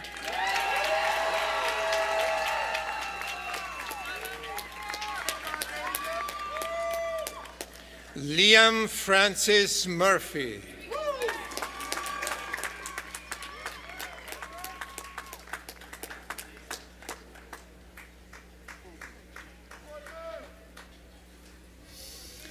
Madison Teresa Murray, magna cum laude.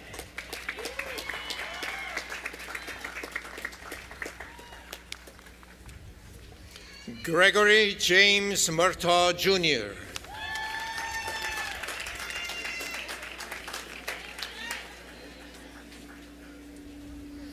Theodore J. Napple.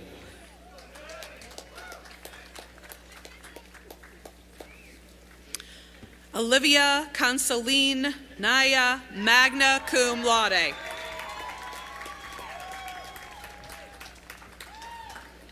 Molly Magdalene Newrider, cum laude.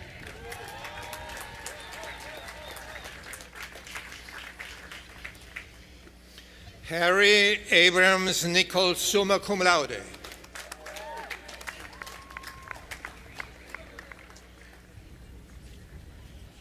Noel Chilson Nichols, cum laude.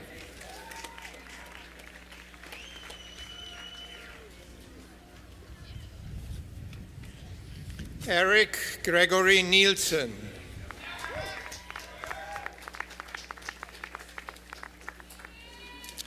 Alexandra Fitzwater Nixon.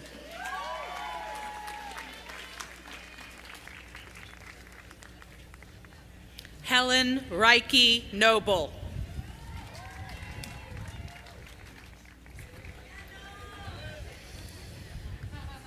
Mary Teresa Nolan, cum laude.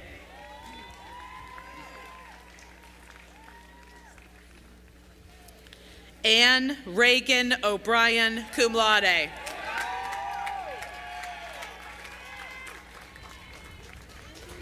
Emily Margaret O'Brien, magna cum laude. Chase Hammond O'Connor.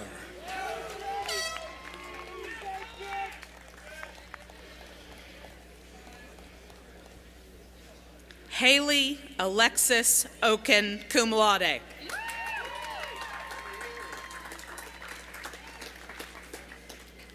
Elizabeth Whiting Oliver.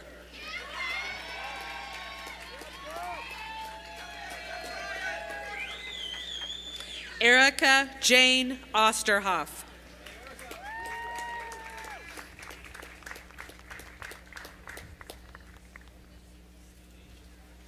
Frank Andrew Opplinger with honors in computer science.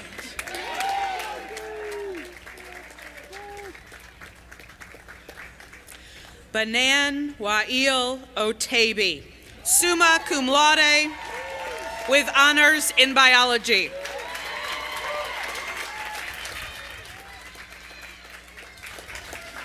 Joshua Christopher Owens, cum laude.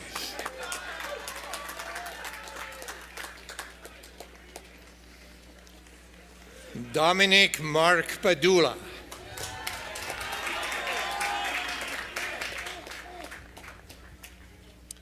Maricela Palofax.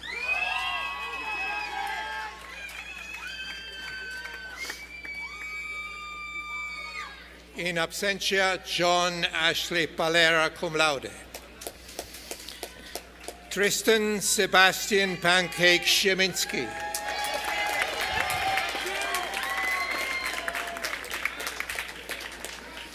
Felipe Antonio Pantel. Elena Catherine Parkins, magna cum laude with honors in music. Spencer Joseph Passmore.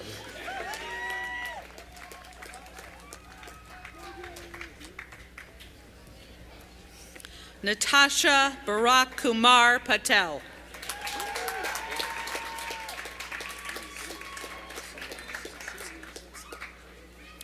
Shweta Hitesh Patel.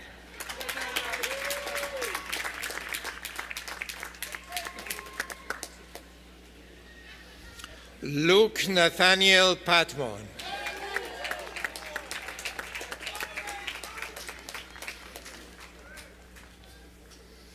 Luke Robert Fund.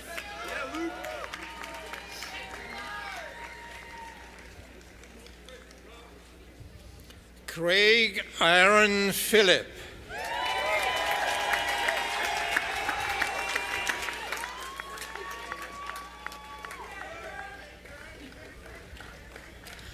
Aubrey Lynn Phillips, summa cum laude with honors in architectural studies.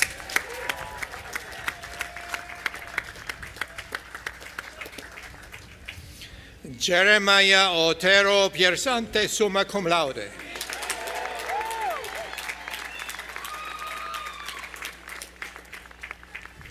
Mark Christian Pittifer.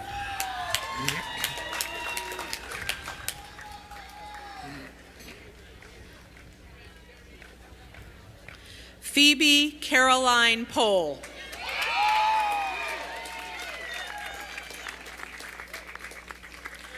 Lauren Danielle Pomerantz, cum laude.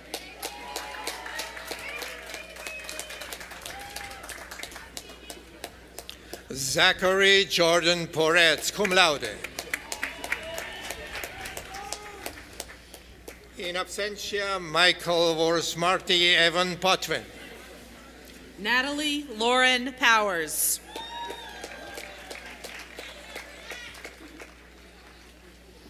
Christopher Prakop.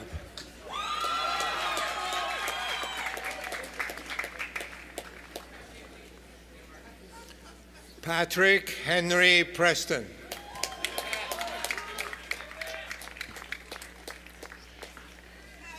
Lauren Brooke Proctor.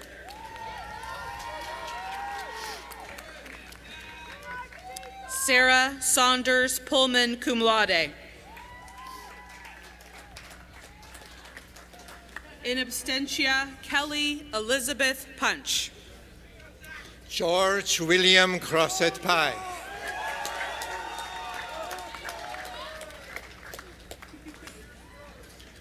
Dylan Francis Quay, summa cum laude.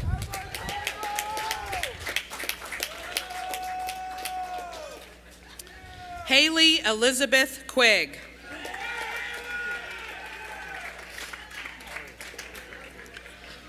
Kendra Joy Quinn Moultrie, cum laude.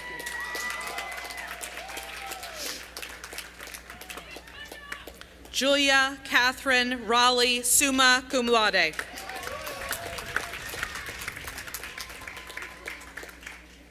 Danielle Erica Ramos.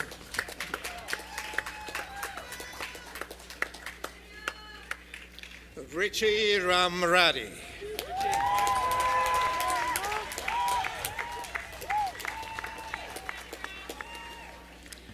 Emma Elizabeth Randall.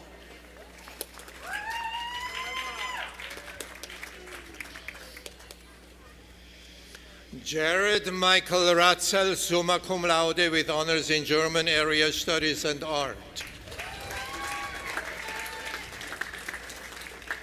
Chad Henry Reed, cum laude.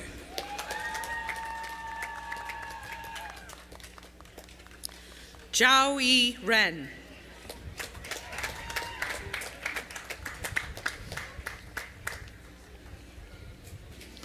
Peter William Rhinelander, magna cum laude.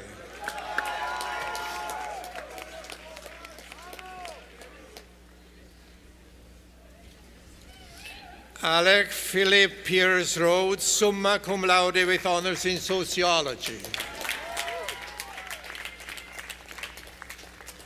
Dana Michelle Reback, summa cum laude.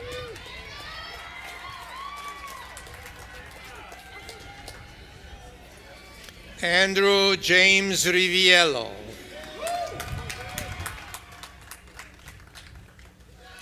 Alexandra M. Robbins Jackson.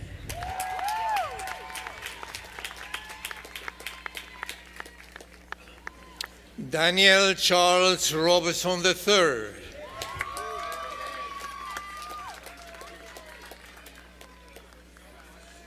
Benjamin Martin Robinson.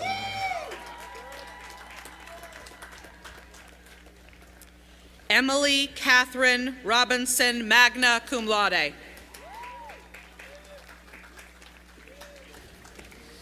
Noah Theodore Rodwin, cum laude.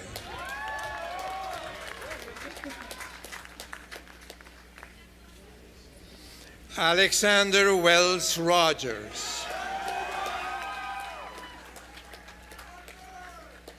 Ashley Cole Rogers, magna cum laude.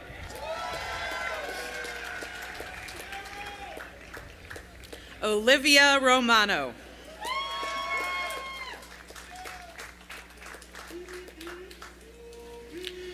Terrence Jerome Rose, Jr.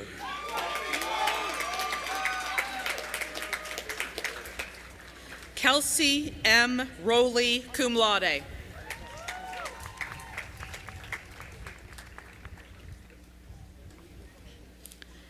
Isabel Rubio Topetti.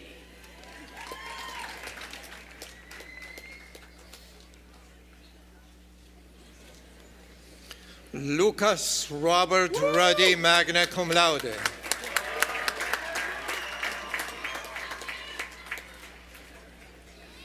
Anthony Giuliano Ruscio.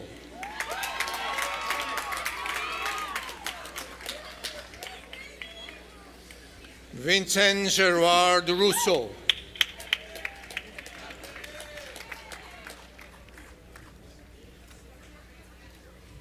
Samantha Jean Ruthazer, cum laude with honors in sociology.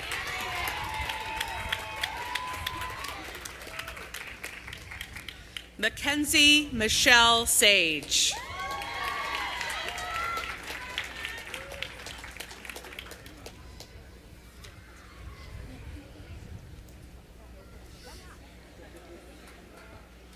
Lauren Elizabeth St. Peter, magna cum laude.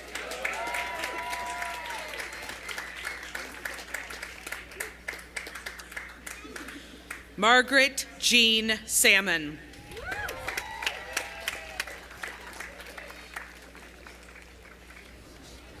Alexis F. Santiago, magna cum laude.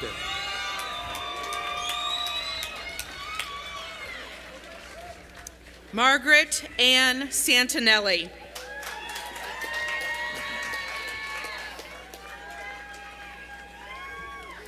John Dolan Sawyer.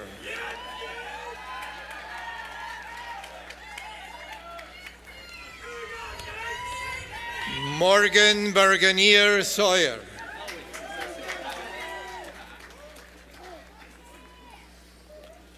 Darrell D. Scales II.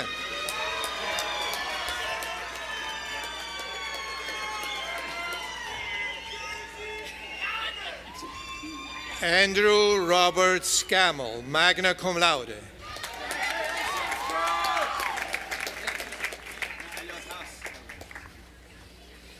Andrew Riley Scarabo.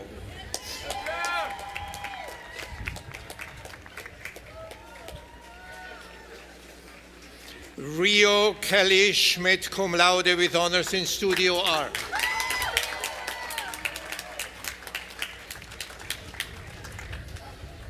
Brian Daniel Schmidt.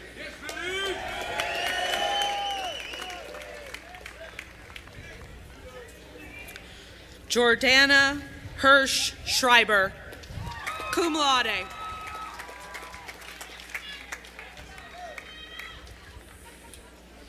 Patrick Schultz.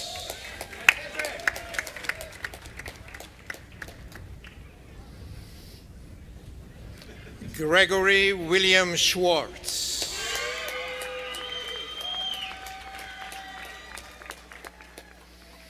Charles Morris Sider.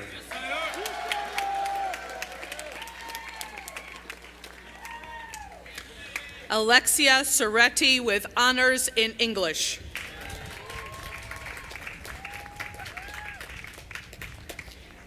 Andrew Mark Seske.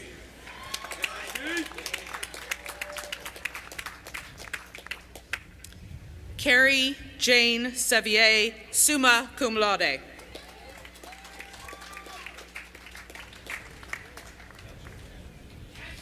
Zarvan Shah Asif.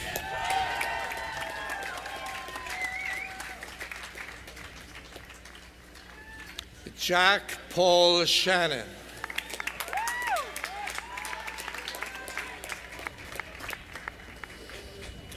William Craig Shegog.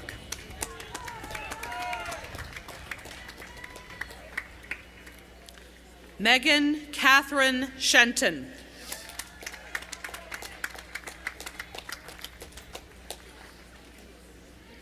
Patrick James Shepard.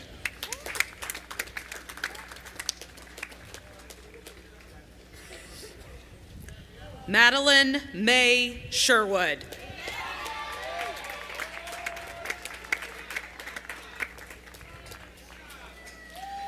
Grant Manabu Hanjin Shinagawa.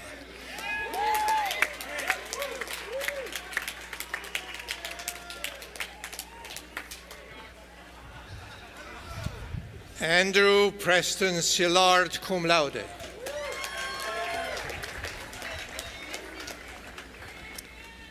Elena Marie Sindoni.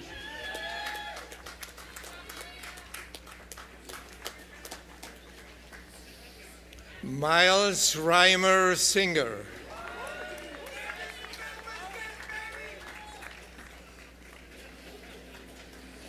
Jesse Devine Singleton.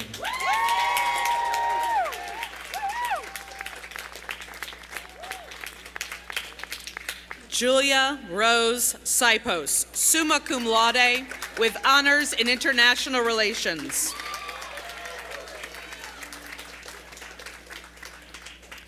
Joanne Teresa Skinner, cum laude.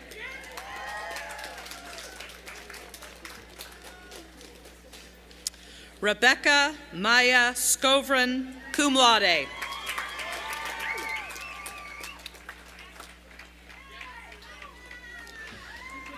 Johanna Annette Slicklin.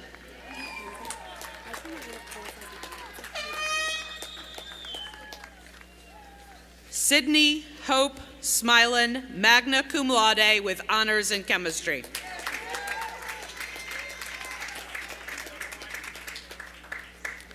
Bridget Caroline Smith.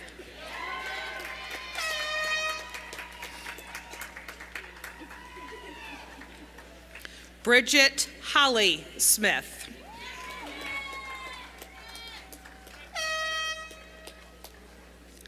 Eleanor Grace Smith.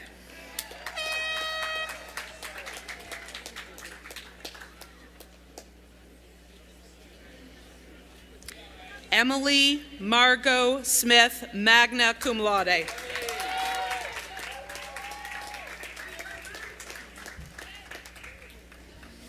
Gabriel Allen Smith.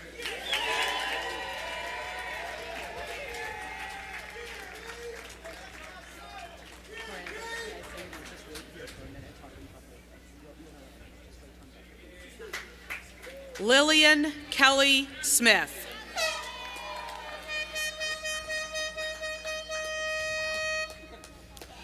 Miranda Catherine Smith, magna cum laude.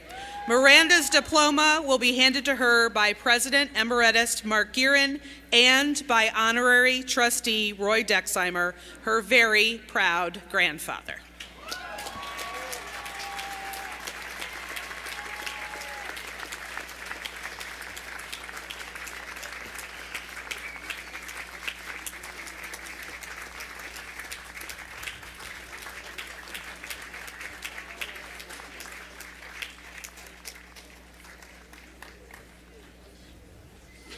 Owen Niklaus Smith, magna cum laude.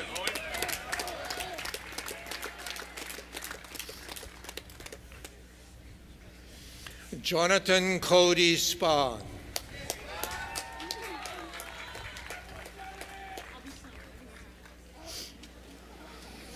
John Andrew Spallanzani.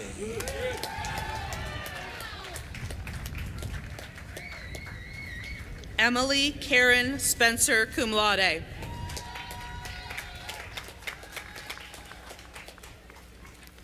Catherine McCarthy Spiegel, cum laude.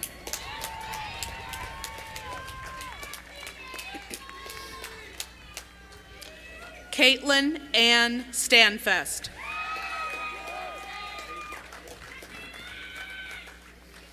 In absentia, Cooper Stefaniak. James McInerney Stevens.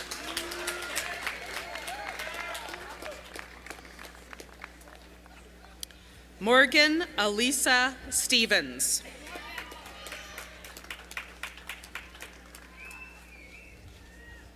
Chase Catherine Stewart, magna cum laude.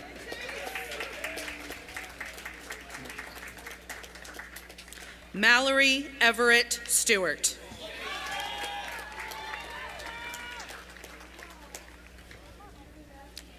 Catherine Ann Storch.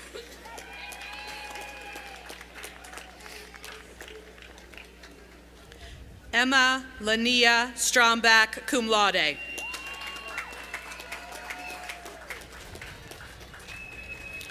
Jennifer Marie Sullivan, cum laude, with honors in sociology.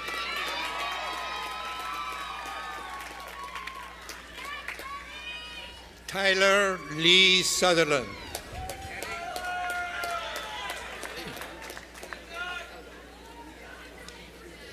Connor Daly Schweikart.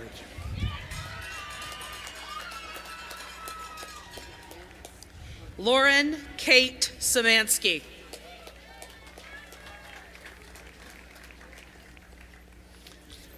Christopher Joseph Tacopina.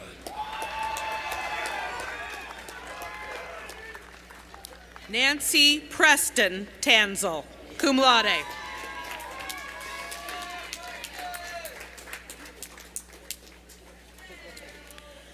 Sarah Marie Taylor.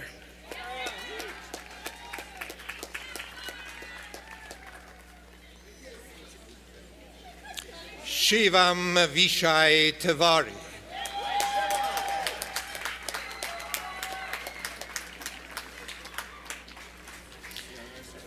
Colleen Johnson Terra.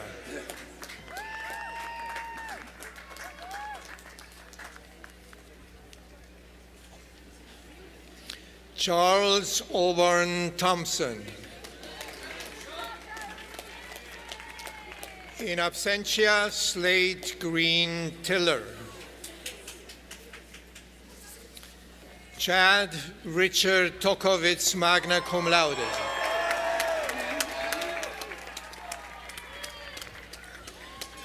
Shang Yun Tong, magna cum laude.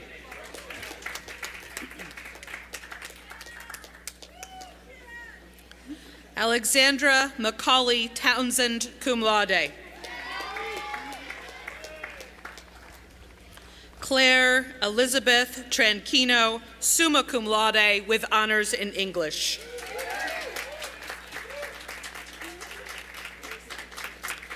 Naomi Traori.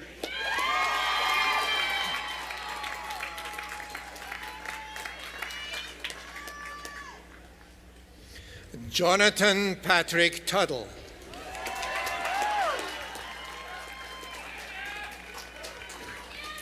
Melissa Claire Tyler, summa cum laude.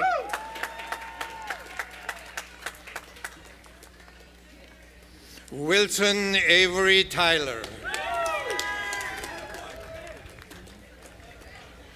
Julia Hannon Vahey.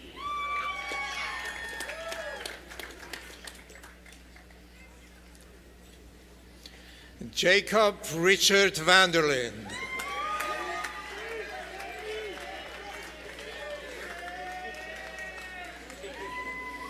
Stephen R. Van Ozen.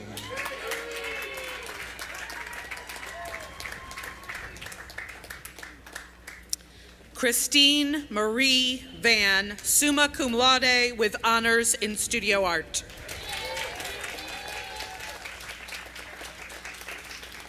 Nathaniel Douglas Vera.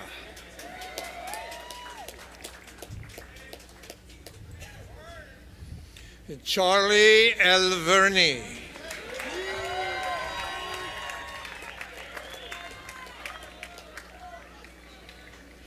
Monica Ann von Brockage, cum laude.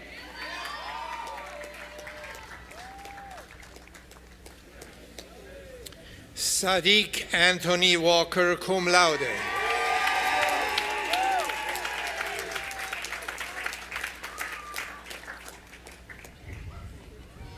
Adam Wallerstein.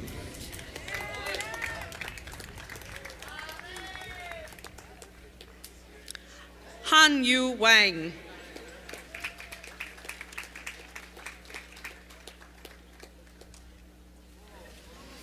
Jian Wang.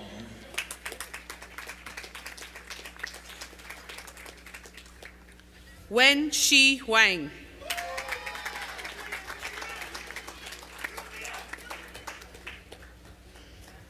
Amandra Aldrich Wark, summa cum laude.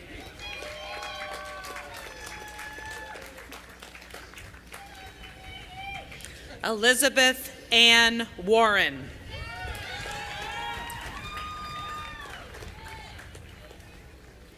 Sarah Elizabeth Warren, cum laude.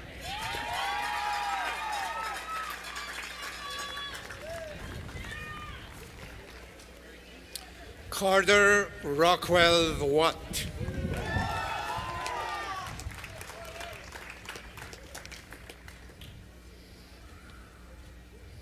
Jiao Wei, magna cum laude.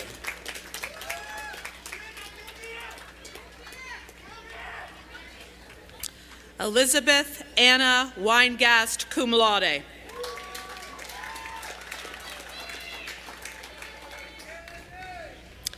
Hallie Rose Weiss, magna cum laude.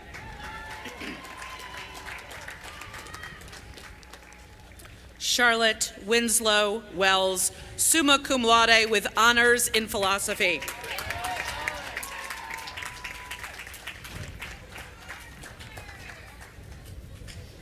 Hannah Rose Wank.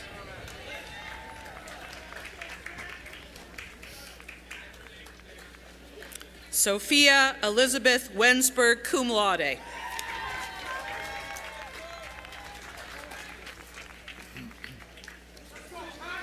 Todd Harrington Wetzel Jr.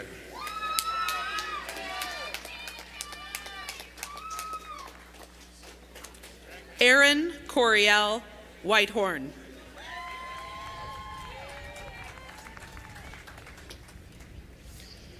In absentia, Benjamin Donald Wilkie. Lauren Taylor Williams. Montrez Cyril Rufus Williams, Jr.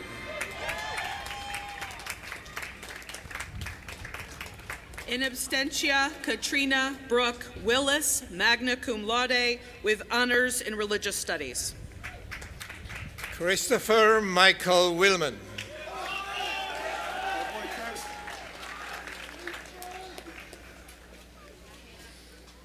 Henry H. Wilson III.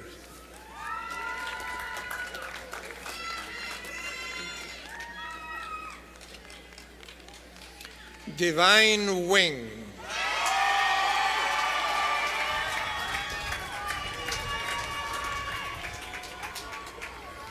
Zachary A. Withers.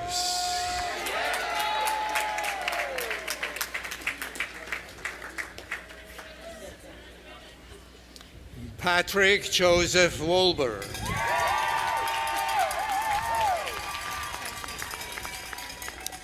In absentia, Catherine Lynn Wolf. Tyler Wolf, cum laude.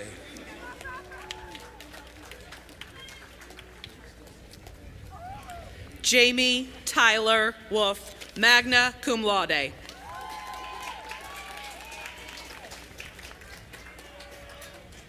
Hannah Faith Wood, cum laude.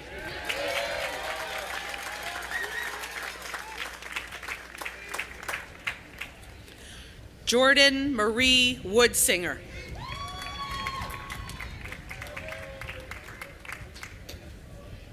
Anna Dunn Worcester.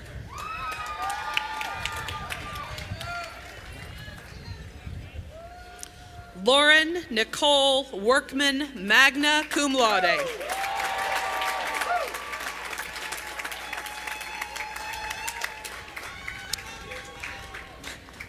Jing T. and Wu.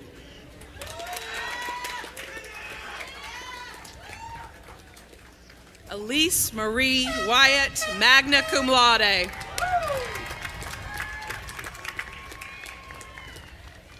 Amanda Elizabeth Wynn.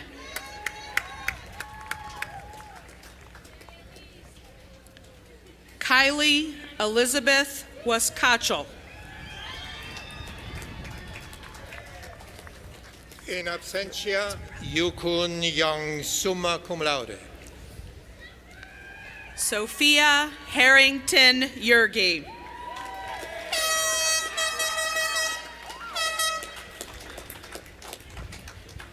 Sai Ho Yip.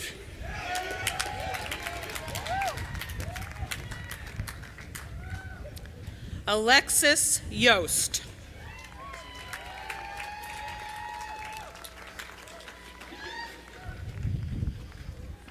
Adrian Isabel Young, cum laude.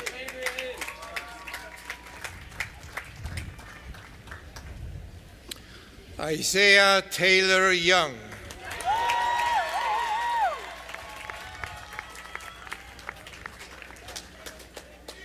Natalie Grace Young, magna cum laude. In absentia, Si Jean Huat. Yun Song Chang.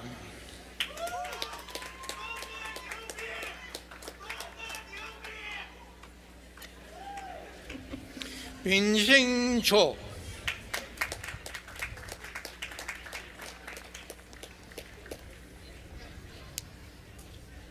Yifan Cho, magna cum laude. Zakai Ju.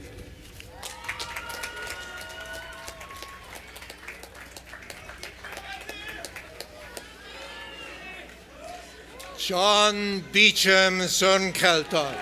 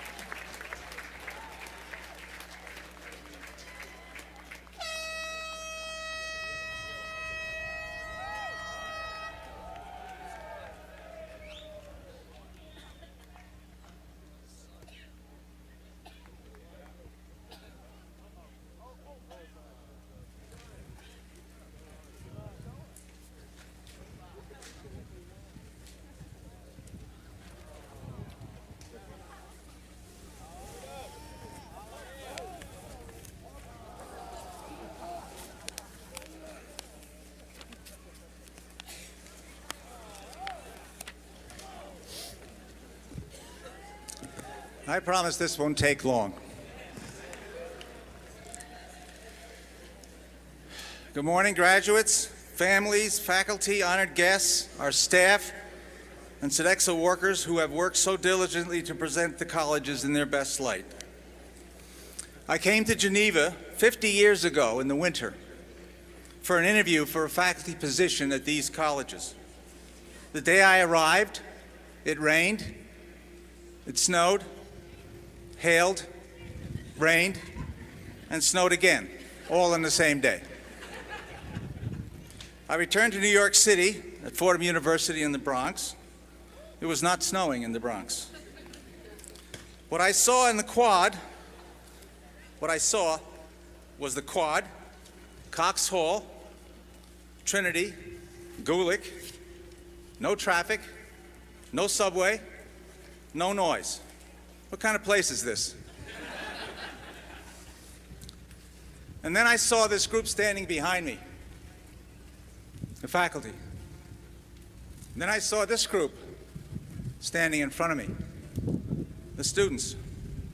I was impressed and intrigued. Is this what liberal arts is really like? Where faculty and students work together to learn and to experience learning? It was. And I stayed. Thank you. I spent the next 49 years as a faculty member and a member of the Hobart William Smith community. I never looked back. The president when I arrived was Dr. Beverly Causey, an interim president, who served 2 years to replace President Albert Holland, who served from 1966 to 1968. I love the colleges from that fall because of what this institution allowed me to do as a teacher and a scholar. Student joined me in the adventure, and we spent time in London, Ireland, Berlin, Romania, New York City, Washington, D.C., Toronto, and downtown Geneva. I used to conduct tours of downtown Geneva. But always with you, with students in a shared process. Does that sound familiar? How many of you went abroad with a faculty member, or went on a research vessel out on Seneca Lake, or to the local Boys and Girls Club with your faculty member? Education was and is a shared experience here at the colleges. While my former colleague and friend Mark Guerin was your president for 18 years, I have been your president for only about 18 days. But I know who you are, and I've heard about you, about your work with the faculty, in your courses and the world outside, on research or terms abroad. 60% of you went abroad. The vast majority of you worked closely with faculty on honors, independent studies, published and unpublished research papers, as well as ongoing research projects. Many of you worked and continue to work with our talented coaches in a variety of sports, including the women's lacrosse team who are playing today, or worked on community projects with our equally talented faculty and staff. We have heard that many of you did an honors project with your faculty sponsor, and others participated in the senior symposium this spring. Yeah, I know who you are. In fact, many of you have participated in a modern miracle in which I am eternally grateful. You have changed the lives of Geneva's children. You have lit the fire of hope for these children of Geneva, and I have seen the evidence in their eyes. Whenever you play with them, interact with them, and just talk to them. You have improved the lives of these children, and you should be duly proud of your dedication and commitment and success. I am. You have changed the lives of your fellow students. You'll never be the same person again. You changed the lives of your parents, your grandparents, and your relatives. Yes, I know who you are. And I'm sorry I did not have more time and opportunity to know you better. But I know who you are. Everyone in this quad knows who you are and what you have done and are capable of doing in the future. I will let them know you're coming. I would like to end with one of my mother's favorite Irish blessings, followed by an altered version. May the road rise up to meet you. May the wind always be at your back. May the sun shine warm on your face and rains fall soft on your fields. And until we meet again, may God hold you in the palm of his hand. And now my changes. Sorry, Mom. May the road rise up to meet you. And you go out and grab that road and tell them you're coming.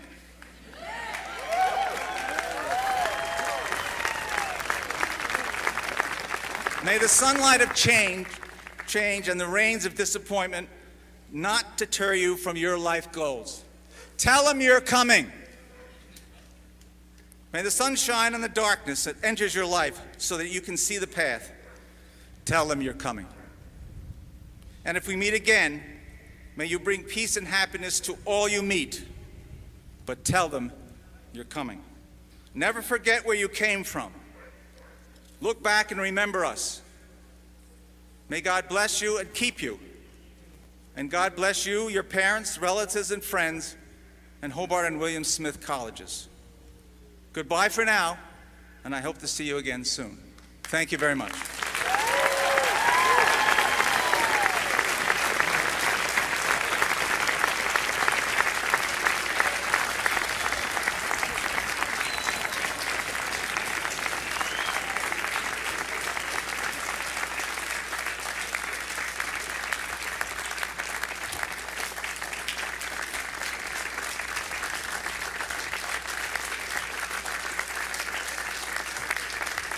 Thank you very much.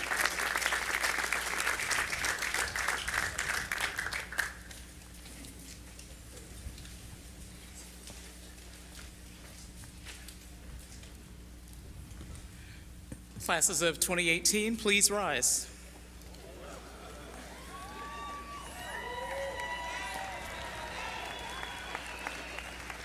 What a great sight. You have given so much to Hobart and William Smith colleges and to this community under some extraordinary circumstances. Thank you. Ancient scriptures read, "Those to whom much is given, much is required." What now is required of you? Do justice, love kindness, walk humbly. As you leave to take your rightful places as adults in a complex world, I pray that you will go with courage and with hope. Carry with you these humble words of Doc Hummershout as your benediction. For all that has been, thanks. For all that shall be, yes.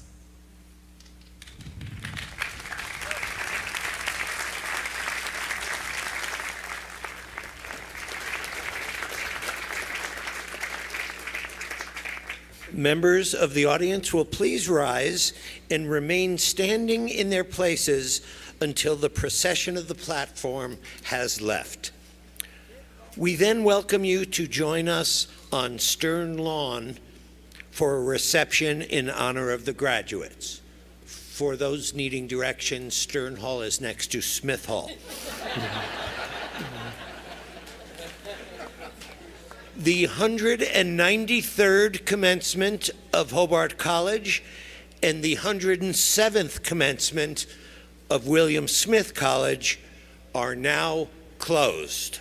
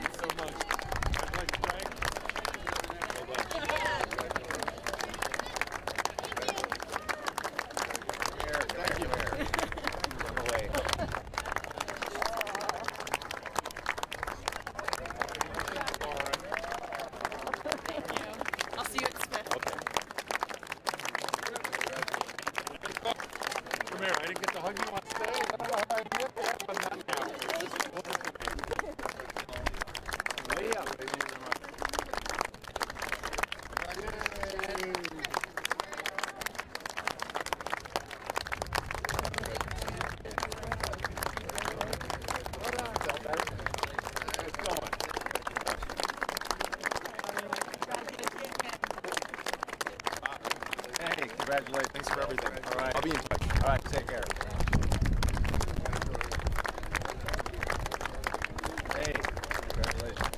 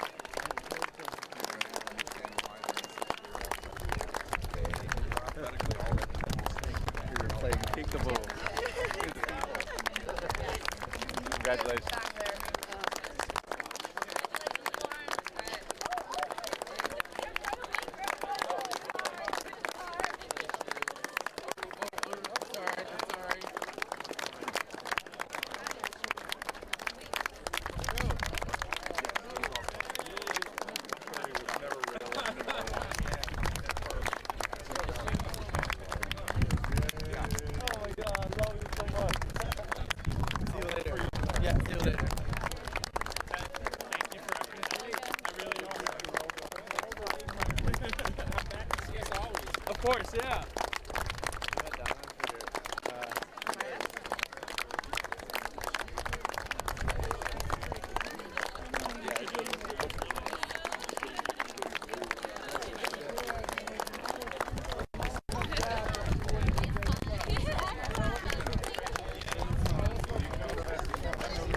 Available by email from the Stern. After this, go to Stern.